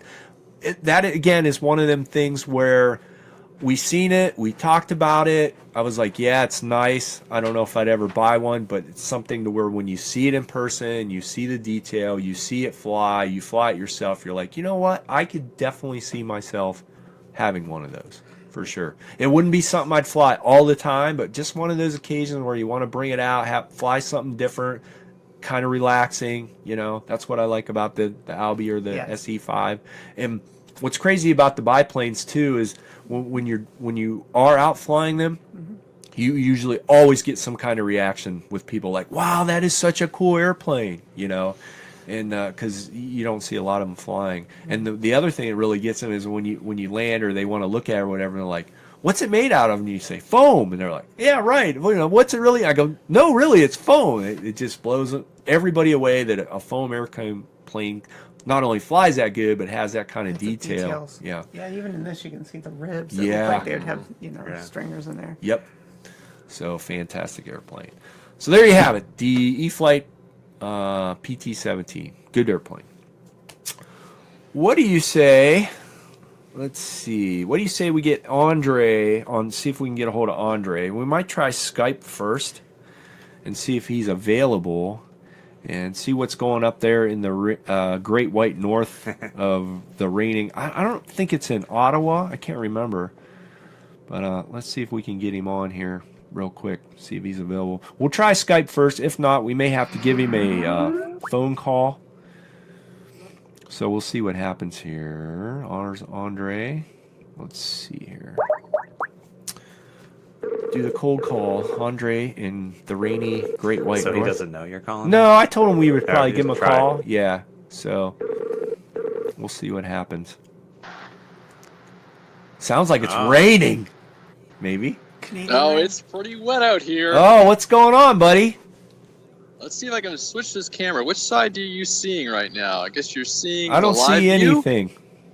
You don't see anything? Nothing. Let me see what I can do about this. Camera. How's that? There we go. Hey, there he is. Hey. What's up, buddy? How you doing up there? Not too bad. I'm going to switch views here. Let's see what this goes. There we go. Nice. There's the field. So it Oh rained my gosh. a lot. Wow. Like, look at the standing water. Now, I learned something really interesting. Mm-hmm. If you're participating in the Canadian Drone Nationals in this league, your quads are required to be waterproof. Really? Yeah, because guess what? This happened. So I guess, they do a little prep work on the quads, little corrosion X and some other material, and then rain X on your lens and stuff. So they still go through. So this is actually a very technical course, and you can see they're doing a lot of. They're trying to dry off. They took down a couple things overnight for the wind and everything. The one right over here, this tower piece with the half wall is incredible because they come in from the far side of the field. They go under. They have to do a loop and then out the second gate, follow the yellow cones. Wow. And so we've seen a lot of carnage here because I'm usually standing just over there watching. So it's been interesting to watch, and like watching some of the video feeds and everything. I'm like, I could see the addiction and the desire to do something like this. Here, I'll switch back to me. There we go. So how is this video feed? Is this actually working? Because we've never tried this before. It's actually working. I mean, it's a little, you can tell you're on 3G, but it's working. So I'm shocked. I'm cheap. I'm cheap. One of the bad thing is, Andre, I'm a little bummed. We'll have to look into it. We are live. We are on Facebook, but the Mevo camera did a big update today, but for some reason it didn't send out the notification this morning, and I don't know why, but we'll have to look into that. But we are live. So, so what do you, is this your first big drone racing event for you? Well, I mean, obviously we've seen a couple different ones. I've seen more wing racing, like the Montreal wing racing was pretty cool. But this is the first time I've been to a Canadian one, and it is impressive to see. I mean, here I'm going to go back to this course because we don't need to be looking at my ugly bug. Hold on here, switch. There we go. It is impressive to see. Obviously, with any kind of event, there's a lot of logistics going into. So they've got normally they've got all the pilots down here. I think they're going to start a little bit later this morning because they want to try and dry off as much stuff as possible. Right. But it is interesting to see the logistics, so they're hustling people to get everybody off the track, because if anything goes down, the guys got to leave their pilot stations and walk all the way out, pick up their quads in various spots. So it's like any massive RC event. A lot of coordination goes on to get the heats going. And, so there's management FPV, there's management of the frequencies and management of the track. And, haven't seen too many issues. It's just, it's just like those timing things. So I know they went later in the evening, but the neat thing about being in a ballpark is they have lights. So I know last night, later into the evening, when they were running, they'd run all their qualifying heats, and they ran about 2 or 3 races into the evening. I actually had left at that point because I was cold and tired. So it was a long day here, but I had a lot of fun. I'm actually working with one of the Canadian suppliers, Great Hobbies, and just hanging out, answering questions, and trying to entice people to get into flying quads and stuff. So, is the course tough? How did? Yes. Yeah. Very technical. There's I think I put the link onto the Facebook page that one of the organizers put up, and it is a tight, twisty course. You start off, there are a couple gates, there's a couple flips and everything. So here, I'm going to go back to the course, and that way I can illustrate this. Hold on here. Let's flip this camera again. But my favorite is the one at the back. So you go straight down the ballpark, and there's a gate in the back. And you actually go up and over, and you hook back under, and then you carry on. So there's a lot of inverted flight. So it's really interesting watching a new pilot coming to terms with the track, and then watching someone who's a seasoned pilot. The differences are just dramatic. Yeah. But it's very akin to racing. And so I was noticing, like, some people were really rough on their apexes, and other people were able to keep them in tight. And the desire to, if I was flying it, I'm looking at it going, there's no way I'd be having a level quad, because I'd be, hanging at 90 degrees and just having a riot. But it really does get you interested. And they even managed to fly a small little wing in this area for a demonstration. Wow. Yeah, cool. Just a little 14-inch wing, nothing crazy, nothing big. Yeah. And you run out of space real quick around here. Now, question, does everybody run the same course, or do they have like a beginner or expert course, or is it just the same for everybody? It is the same course, and talking to the organizers, basically they release the track in simulator mode a week before the event. That's neat. Yeah. So you only have a week. Now, the benefit to that is your pilots should be up to speed a little bit sooner, but of course we all know simulators are only so good. Right. And obviously experiencing the real thing, and you can see in the background the flags are moving, so there's wind and there's other conditions that you have to be aware of. So. And obviously nerves kick in, because you're flying with your competitors. Yeah. And simulator, you don't have battery sag, as one of the pilots was telling me. And then you don't have like any of the interference issues. We've actually been pretty lucky in this location. We are between 2 cell towers. I mean, there's one right there. And I think there's another one on the other side of the highway. So, but overall, the organizers are on top of the frequency, and and it's starting to rain again. So. Now, question: if it's just sprinkling and they're supposed to have waterproof quads, are they actually flying if it's raining a little bit, or no? Yeah. Oh yeah. They flew yesterday. We don't subscribe to the NASCAR rules here. They're gonna go. That's interesting. Really, as long as your kit is, and I guess they tested. There's a whole setup. They don't really, like, I guess no one dunks their quad to find out how protected it is, but I know the pilots all have to. The FPV transmitters are inspected. The frequencies are all checked, because you're only allowed to run a certain power range, and then you have to demonstrate that your fail-safe works and a few other little things. So it's there's some pretty good rule sets here. I forgot what I was going to say. Oh, that if you got some light rain, that could be a huge factor. Because I mean, just think, like, if we were racing, this little vortex here, and you're going along, and then boom, all that rain gets on your lens, and then you're trying, Rain-X. Oh my Rain-X gosh! Come on, man, you're an old racer. You know this. I would, you run a Rain-X. You do a little shaving cream on it, or dish soap, let it dry so it crystallizes and clears the lens, and then you put a little Rain-X over it, so it just beads off the lens as you're flying along. Wow. And then of course, you got to make sure. I guess the biggest thing you would have to make sure, if your board is appendices have been all sprayed or protected in some way, it's like your balance tab. That is your only exposed positive, negative lead at that point. So, you put a little tape or something over top of that. So, yeah. How are the pilots liking the course? I mean, obviously you said it seemed pretty challenging, but are they getting through it, or is it been... Yeah, well, the qualifiers, I didn't see. There were points during the qualifiers where like all 4 quad would go down, and no one actually would compete to get the 2 laps in. It's a very technical course. There are a lot of, and what's really cool is a lot of times, they go down and they're able to get back up. And if you clip a gate, if you miss a gate, you basically blown your advantage, right? So the really good pilots, which are a treat to watch through FPV, are just amazing. Just what they're coming through, and it's a lot of energy momentum and energy management. So I was listening to the onboard camera this morning, and you could hear the on-off on the power, and it's consistently on and off as he's managing to go through. So it's one of those things where you just get used to your equipment. Sorry. Wow, that's interesting. What happens when, obviously you were talking, it must be they go 4 at a time. What happens when they all do crash like that? Do they start them over, or? Nope. No, you basically, if you've blown your qualifier, if you've blown your race, so it's not like the days where you had your car racing, you had someone out the track who could turn you back over and you could keep going if you haven't damaged the quad or your car, sorry.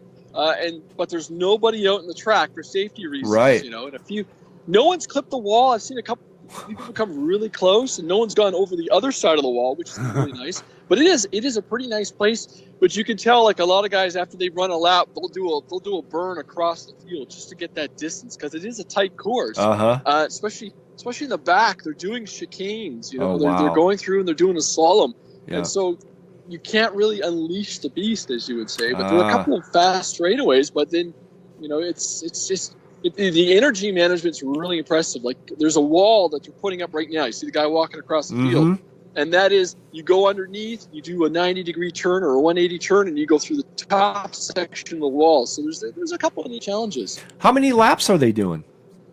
2. 2 laps. Wow. Do you have a rough idea how long it's taking? Are they going right to their battery limit of around 3 minutes? I've seen a couple of batteries.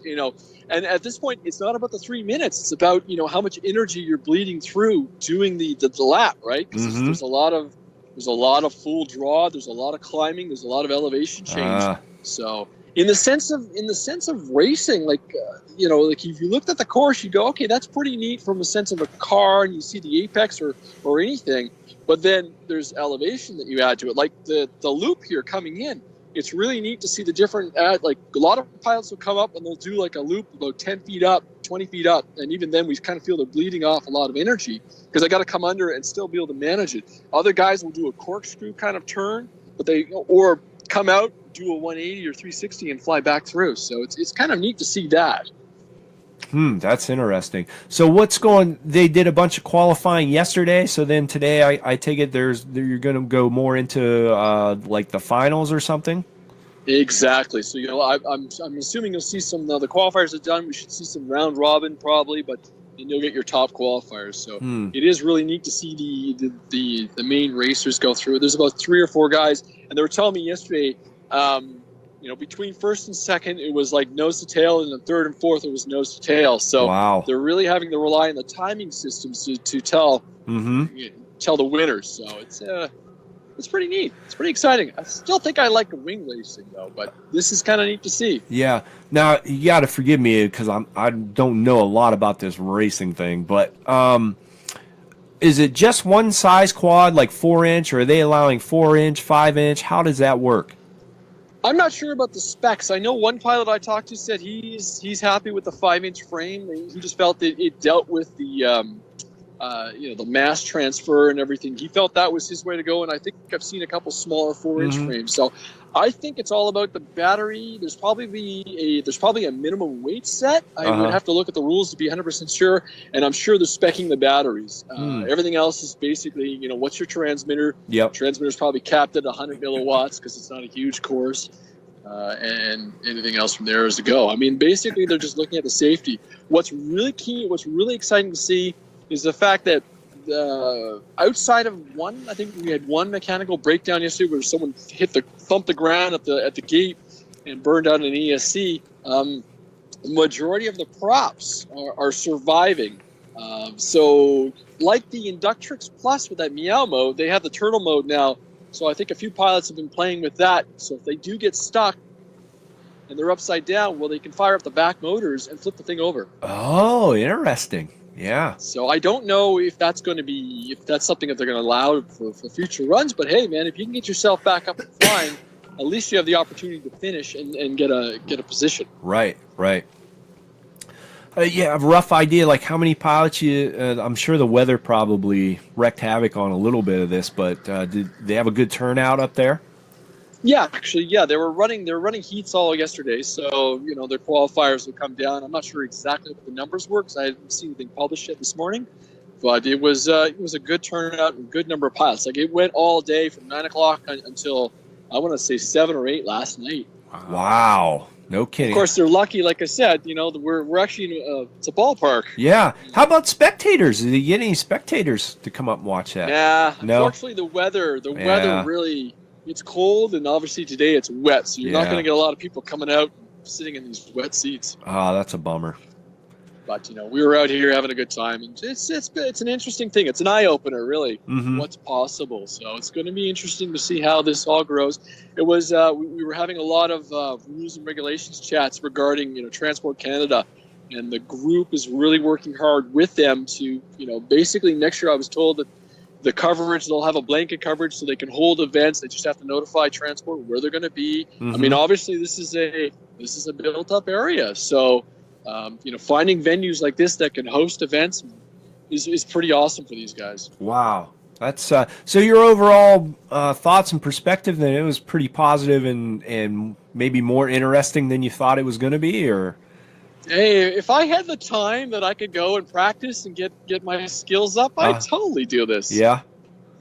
Oh, yeah. I'd totally get into racing again, but we know what that means, right? That's just countless hours of test time, simulator time, and all those other things, and the equipment. You got to have all your batteries ready to go, and And one competitor was telling me he takes a more realistic approach with it, and he doesn't do things like he doesn't get the latest and greatest. He buys used race frames, and because other pilots who are more sponsored and everything are transfer equipment. So he's like, I picked up a bunch of really nice frames for a good price. I'm happy.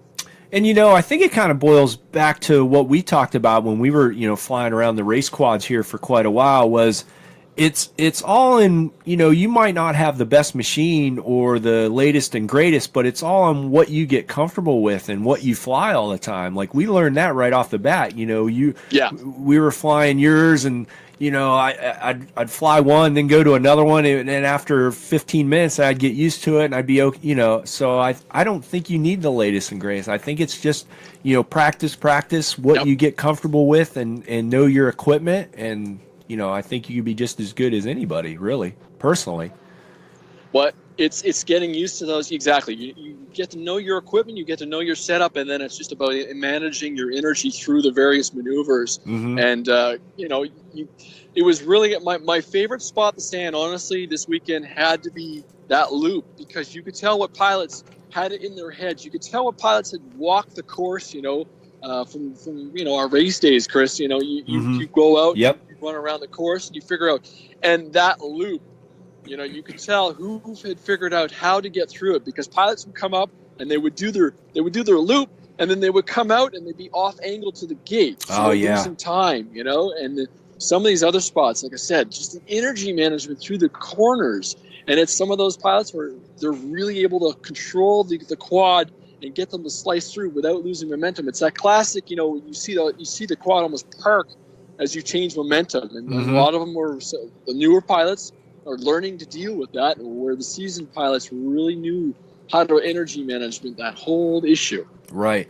Now, the other question I had where, these guys come to, like you said, obviously they had the the simulator or whatever, but then they get there, and I'm assuming they have some practice runs and everything. Did you find, a lot of guys after, say, practice or even maybe some first heats that they had to go back in and change settings on their quad or do some different PIDs to more lock their quad into that specific course? Oh, I'm sure the guys are tuning. Everybody had their laptops out. Everybody had their tablets. Yep. There's David from TBSRC. He is the commentator here. Oh, okay. So he's done a few. He's, they produce the Apex wings and the Reflex wings and stuff like that. So, but yeah, you could tell a lot of the guys were tuning. I watched one, and I'm not a tuner. Right. I never will be a tuner of a quad. But I'm like, even I could tell. Ooh, that thing is gnarly. He's getting a whole lot of prop jitter and stuff like that, and you could really listen to the difference. That's the fun part. I was really noticing. Oh, that one's locked in, because you could just, or if someone chipped a prop or something. Oh, now that one's making a pretty wicked noise around the turns. But you could really tell the difference between as you surf through the channels, and that's the fun part, I guess, about an FPV event. You bring your goggles and you start surfing through. And the majority of these guys had their names on their OSDs, so you knew who you were watching, and you could really see the difference.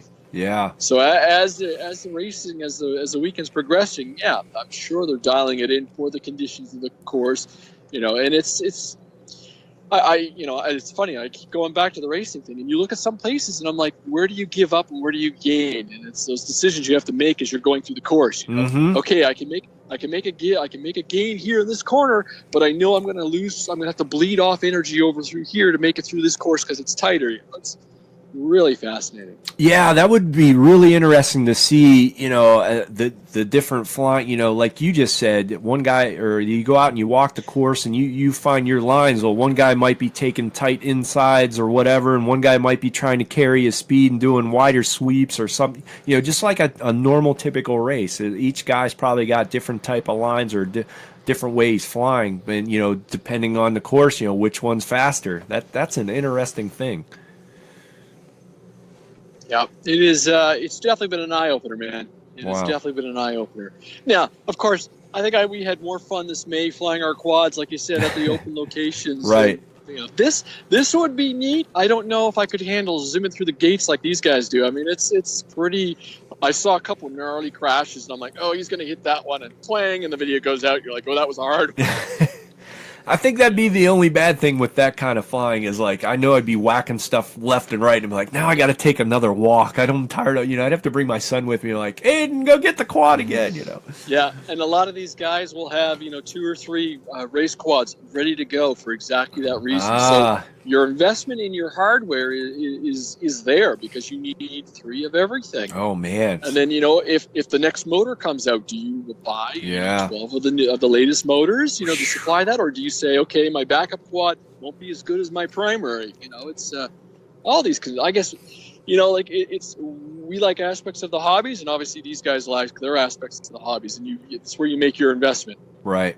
Yeah, so technically, if something you really want to get into, it could be a little costly then. Yep, we had a lot of questions this morning. I'm at the Great Hobbies booth, and we had a lot of questions about that. Could I start racing with this equipment? And we're like, you have to make the investment in the remote right away and the batteries, and so it's your entry gear is a little different. So. Yeah, see that's where I think something like. Like you were just talking about, you get a lot of these guys that have a lot of experience or do a lot of racing or a lot of practicing or they're really, you usually have 3 or 4, maybe 5 guys that really stand out. I think it'd be interesting to have like, I want to say like a stock class where maybe they have a Torrent 110 class where, you can go in and program and do whatever you want, but you have to have, stock camera, stop motor. Yeah, spec class. And I think that would bring more people into it because maybe there are quite a few people that want to go try it, but are like, well, I'm intimidated. I'm not the best pilot. These guys really know what they're doing and doing, where you got a spec class and, everybody's got a Torrent and you pull it out of the box and, you might have a little chance or have more fun. I think something like that would spark a lot more interest in the racing part of it, personally. I think you're going to see that over time, or you're going to, a manufacturer's going to jump in. everybody has to agree on that class. You know, the frame has got to be X, the motors have got to be X, the battery's got to be X, the flight controller's got to be X. And maybe the frame is the the frame is the giveaway. You know, you guys can have your different patterns, but your motors and your props and everything. Yeah. And obviously, the pilots are going to find the sweet frame, and then that frame takes over. That's just the way it goes, right? So, but a spec class would definitely, I would say, the spec class would probably be the best way to get in, because then your costs are defined. I think that's the biggest thing. You go spend a couple $100 on a stock one, you know, like the Torrent or something similar, a Gremlin class or whatever.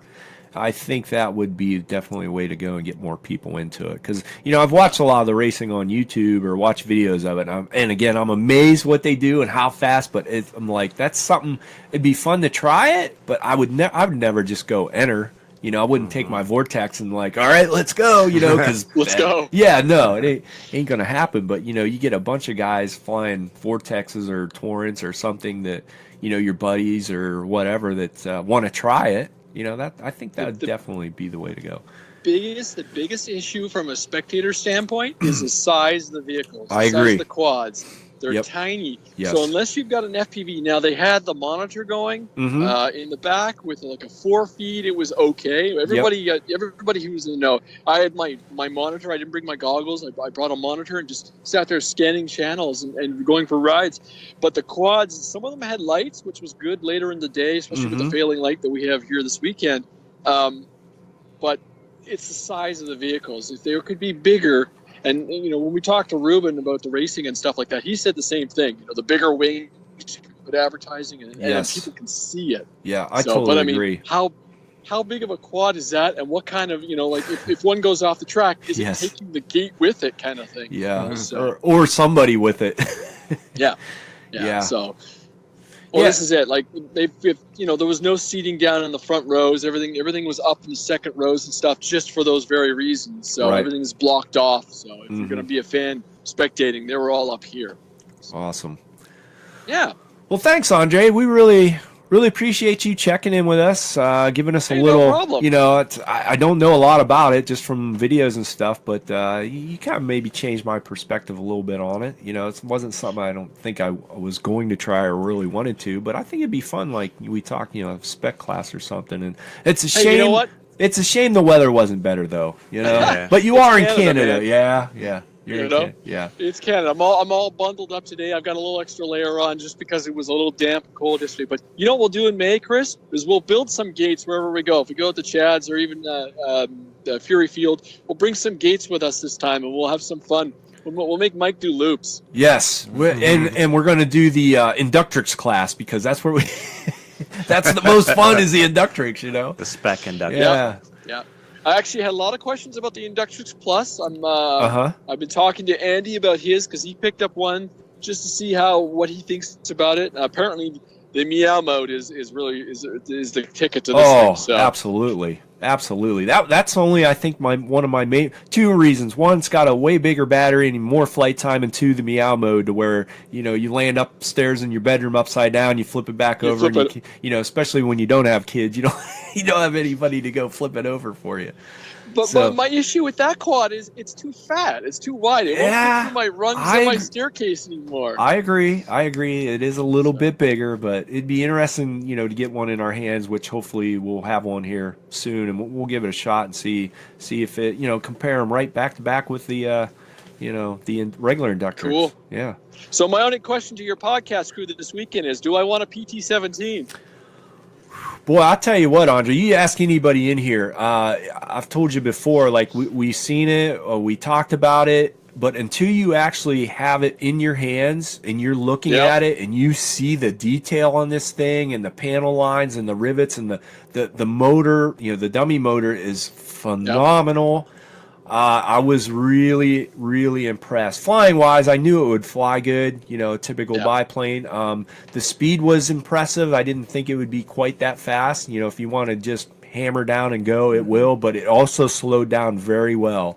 And the biggest thing Andre, that really impressed me is, you've been to Jackson, you've seen how high the grass is there. That thing ate up the grass like it wasn't even there. It took off no problem. It landed no problem. It's got the shock absorbing. I was really impressed with the takeoff and landing capabilities with even the smaller rubber wheels. I was really impressed with it, for sure. Cool. Beautiful. Good stuff. Yeah. Beautiful in the air. That yellow scheme and everything. Sounds good, too. Yeah, it sounds good. Sounds fine.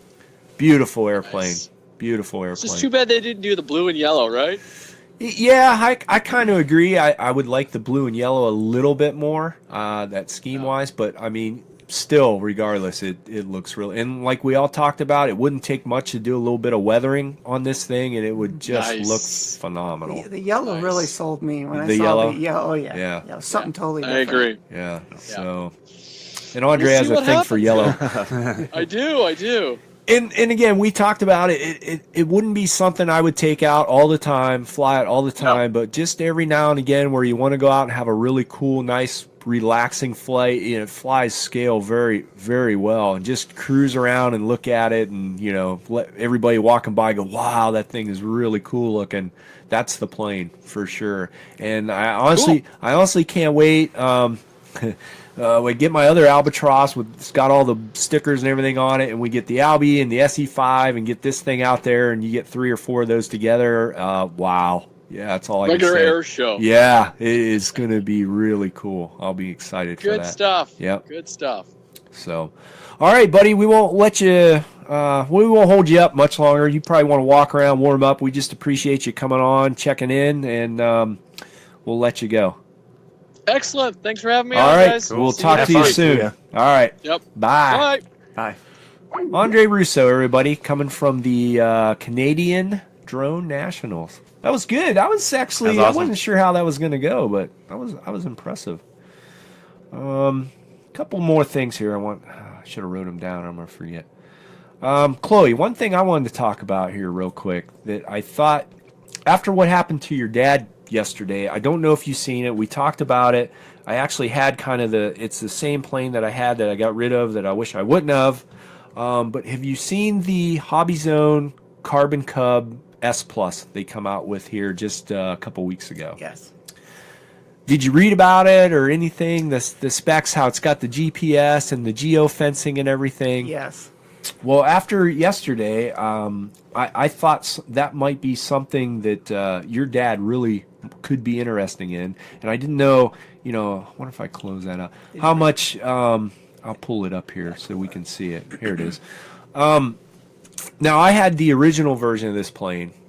These guys have seen it. We've flown it tons. I actually got rid of it because I was going to get like a timber or something like that, and I flew it quite a bit, and then it kind of just hung on the shelf, and I didn't fly it much, and that's kind of basically my rule of thumb, is where if I don't get out and fly it too much, there ain't no sense of hanging out. I'm going to get rid of it and move on.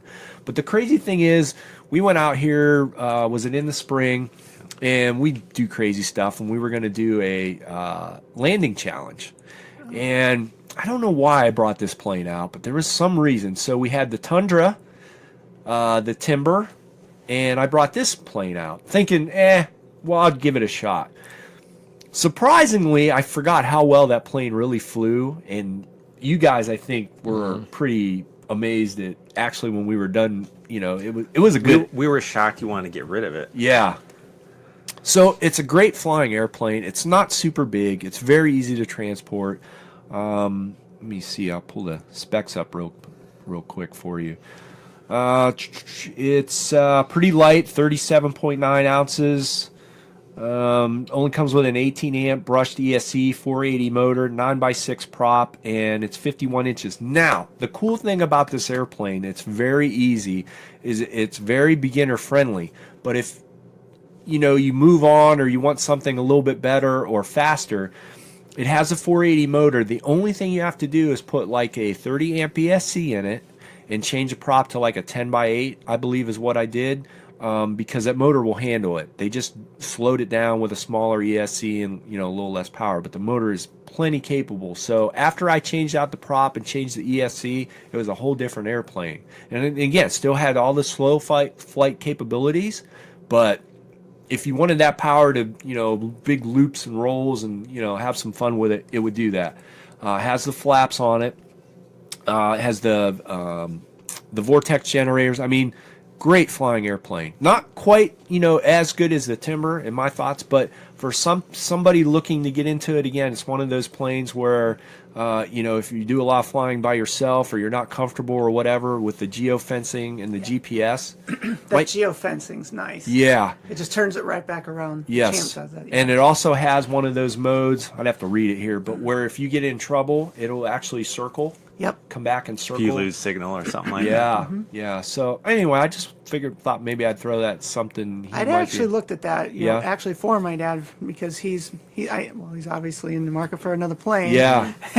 He actually bought a Carbon Cub Cessna 150 like wow. mine. Wow. But he brought it over the other day and he's like, I need you to store this for a while. Oh, jeez. So he's not ready to take that off. But Yeah. we're going to the hobby store today, so if they have one of theirs, maybe I'll see if we can pick one up. Right. And I haven't really, obviously we've flown the plane, but I haven't, I think this is the second plane Horizon Hobby has with that kind of features and everything. So it'd be really interesting, though, to see that and try it out and, test it to see how well it really works. And see with all the bells and whistles on it, mine just had AS3X, didn't have all the other stuff. So, but it'd be interesting to see how that plane works with all the, Safe Plus and everything on. See what they did with it, with the settings in the AS3X. It looks like you need a 7-channel radio too, so it's not going to be Well, this one here you can just buy the bind and fly, so it's all set up and ready to go. You know what I mean? You pull it out, bind it to your radio, and you're good. Yeah, but to do the safe and the flaps, I think you need a 6 or 7-channel radio. Yeah, I think it's a 7. Oh, is that what? Oh, I see Yeah. what you're saying. Because 2 channels are for the Yep. Let's safe. Well, you could go with the. Let's see. Let's go to the. I know a lot of people don't have a. They have mine or any- They have a ready to fly. Let's see what radio it comes with. Wonder if I can pull that up. Maybe up here. What is that? The Carbon Cub S. Now I know that. I don't know what radio. Let's see here. Ready to fly. 259 versus 219. Comes with the DXE. So It's the same one. same one as the Apprentice. Yeah, so you'd have to go up.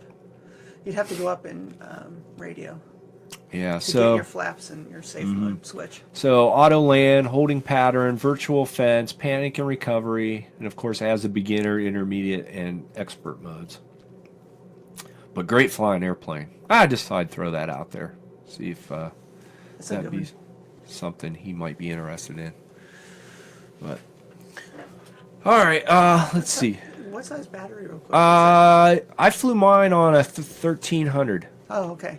So the batteries are super cheap. Let me see here. It should tell you. My mini Apprentice takes those. Yeah, 1300 3-cell. I think I actually even flew it on some 1800s, would fit in it, no problem, just for that extra flight time. Of course, this is a ready to fly, so it comes with everything: the transmitter, charger, optional flap. Functional flaps are an option for impressive show. Okay, so you have to install the flaps if you wanted to get them to work. Good little airplane, though. All right, last but not least here, we're creeping up here on a couple hours. I just wanted to read through a few emails, and we'll get out of here. Hopefully it's not raining yet, huh? Let's see. Emails.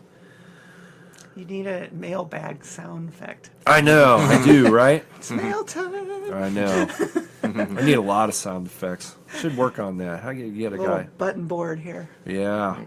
Well, that's the problem. Like, I got the camera stuff. Matter of fact, let's change that because Andre's gone. We'll go back to it. And this and that and this. I need like 4 more hands. Let's see. Oh, I know one thing I wanted to mention. Let me see if I can find it here real quick. For anybody that doesn't know, I'll throw this out here real quick. We do have our swag available.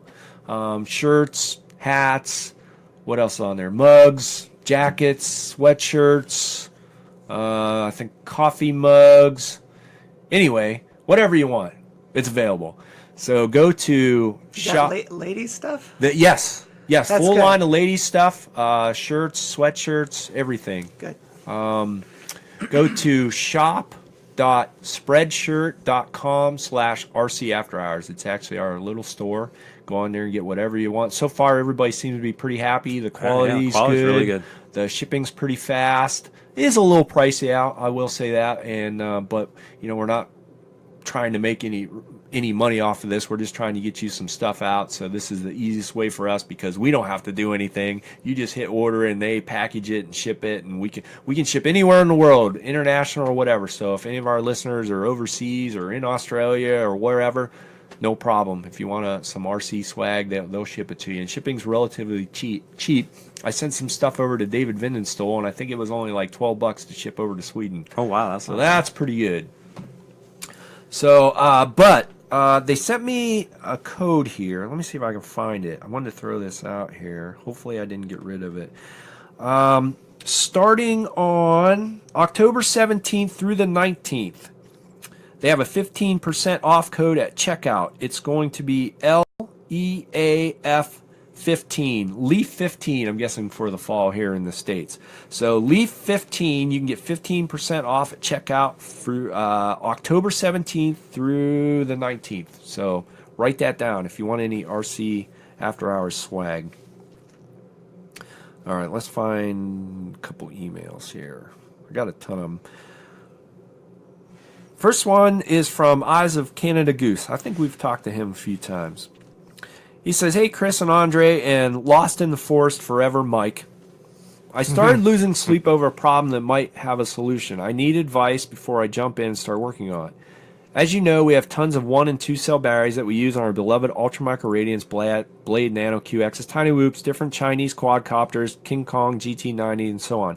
Most of them use different connectors for power and charging. It would be nice to have them consolidated to 1 or 2. I don't mind having adapters of special soldered cable to charge them. I also don't mind different shapes of the batteries. I can always cut a little bit of foam here and there to fit a square peg in a round hole.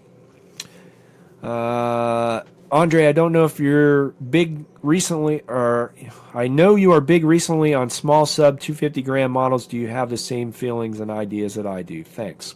Constantine."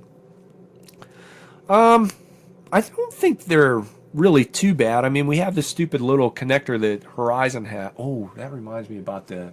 Remind me. Let me write that note. But if you want to go to JST or you want to go to the Horizon plug or something, you can buy just the plugs themselves if you want and solder them on or change the solder on your quad or whatever. I really haven't had too much problems. It's either a XT30 or a JST or something like that. So they've gotten better with them and they're more standard. So it's just really up to you what you want to do. And real quick, Scott, you have the Torrent 110. I do. That's kind of your first real quadcopter. You dove in deep. I thought for sure you were going to go for the Nano or the Inductrix, but you dove That's this winter. Yeah. I wanted a nice weather flying first. So you dove right in, went for the Torrent 110, and you had a little issue, like from the factory, your little antennas for your transmitter signal were like ready to fall off, like they were cut. Yeah, so like where it goes into the body, down below the body, it's the thicker gauge wire cover, but up top, it's a little thinner, so you get better signal. But I think on mine, when they did the manufacturing process or whatever, I think they cut that a little bit too close to the wire, so the wire was always like really kind of brittle on me, and eventually just by putting it in the in my storage box or bringing it out or just trying it or crashing. We won't talk about that. Yeah. But yeah, if you crash it, that's the weak point right there, and both of mine snapped off. So I decided, well, let's see if I can fly it around without those. Because there's still some wire in there, just not the. Yes. And yeah, that doesn't work so well. And we found out what happened there. Yeah, so you got out probably about 100 yards. You get out pretty far, and then nothing, no control. Video came in perfect, so I could see the nice fall and crash I had. Yeah. So yeah, when I got home, I was checking around to see what it would take to get antennas, or like how's that even going to work. And yeah, you can just order replacement antennas and they snap off. And I saw a video, I watched YouTube, people take them off, put it back on. So, and I read a little bit more too. They said that's a common weak point there, and what a lot of people do is take the shrink wrap and just cover over that weak connection. Right where it comes through the canopy. Yeah, you may lose just a little bit of signal, but not. Yeah, so I covered it almost up to the top. I just have just the tip showing, but yeah, you just unscrew it. You can pull out the old antennas. There's no soldering whatsoever, and feed those things through. Snap it back in. It takes a little while because you're talking tiny. Yeah. So like once you get it in there, then it's good. And yeah, I flew it around last night and seems to be working great. Like, oh, that's I didn't lose signal at all. It was a little bit too windy flying last night. At least when I was up, it tamed down a little bit, but yeah, seems to work great. So.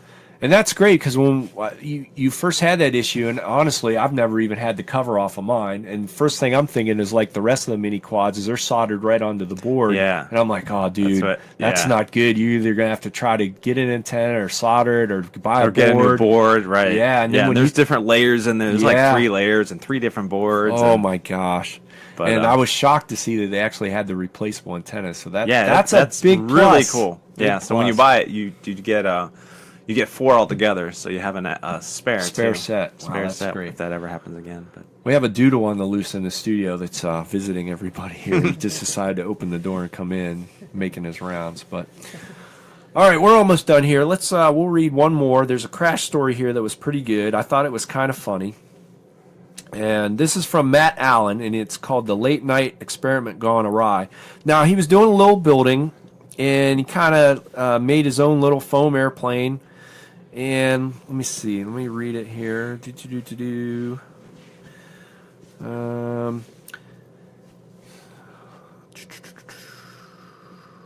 Okay, here we go. I went out a couple nights later with a 5x3 prop and, yes, a 500 milliamp battery.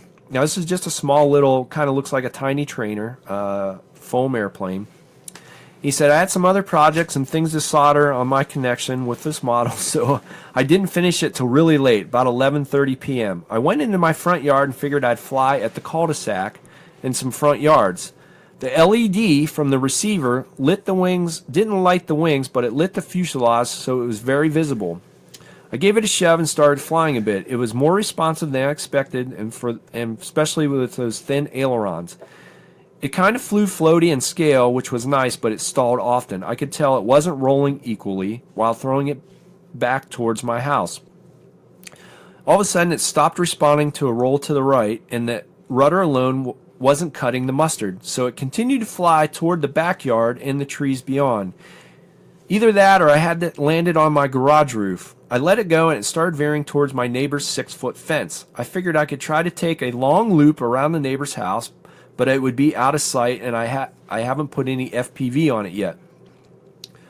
So I'd be flying blind behind the neighbor's house. I panicked a bit, and I tried to climb and roll left to bring it back over the fence. Meanwhile, his dogs were barking, trying to get someone to see what the heck was flying over the fence. True to form, the craft didn't bank at all, climbed straight up, stalled, landing dead center in the back of the neighbor's yard, with his dogs, which were friendly, but I rarely talked to, and it was at 11:30 plus p.m. on a Thursday night. The control arms for the ailerons were loose and ineffective. They are hard to work with at that scale and internal congestion. I fixed them soon and had a blast, I'm sure, but now I had to figure out how I would get this airplane back before the battery depletes and maybe catches on fire. Here I am, standing at my neighbor's fence at 11:40 at night, seeing the little tiger moth in its perfectly manicured spotlight with the dogs barking away at me. I thought, maybe I could just jump the fence, get it, and throw it over the fence and come back. Then I thought how that might scare the whole family. Then maybe I could go around, unlock his gate if I can. Do I ring the doorbell? Do I knock? Maybe just leave it until morning. No, it might catch on fire. The dogs are going to eat it. So now my first conversation in years will be at least I need to wake them up.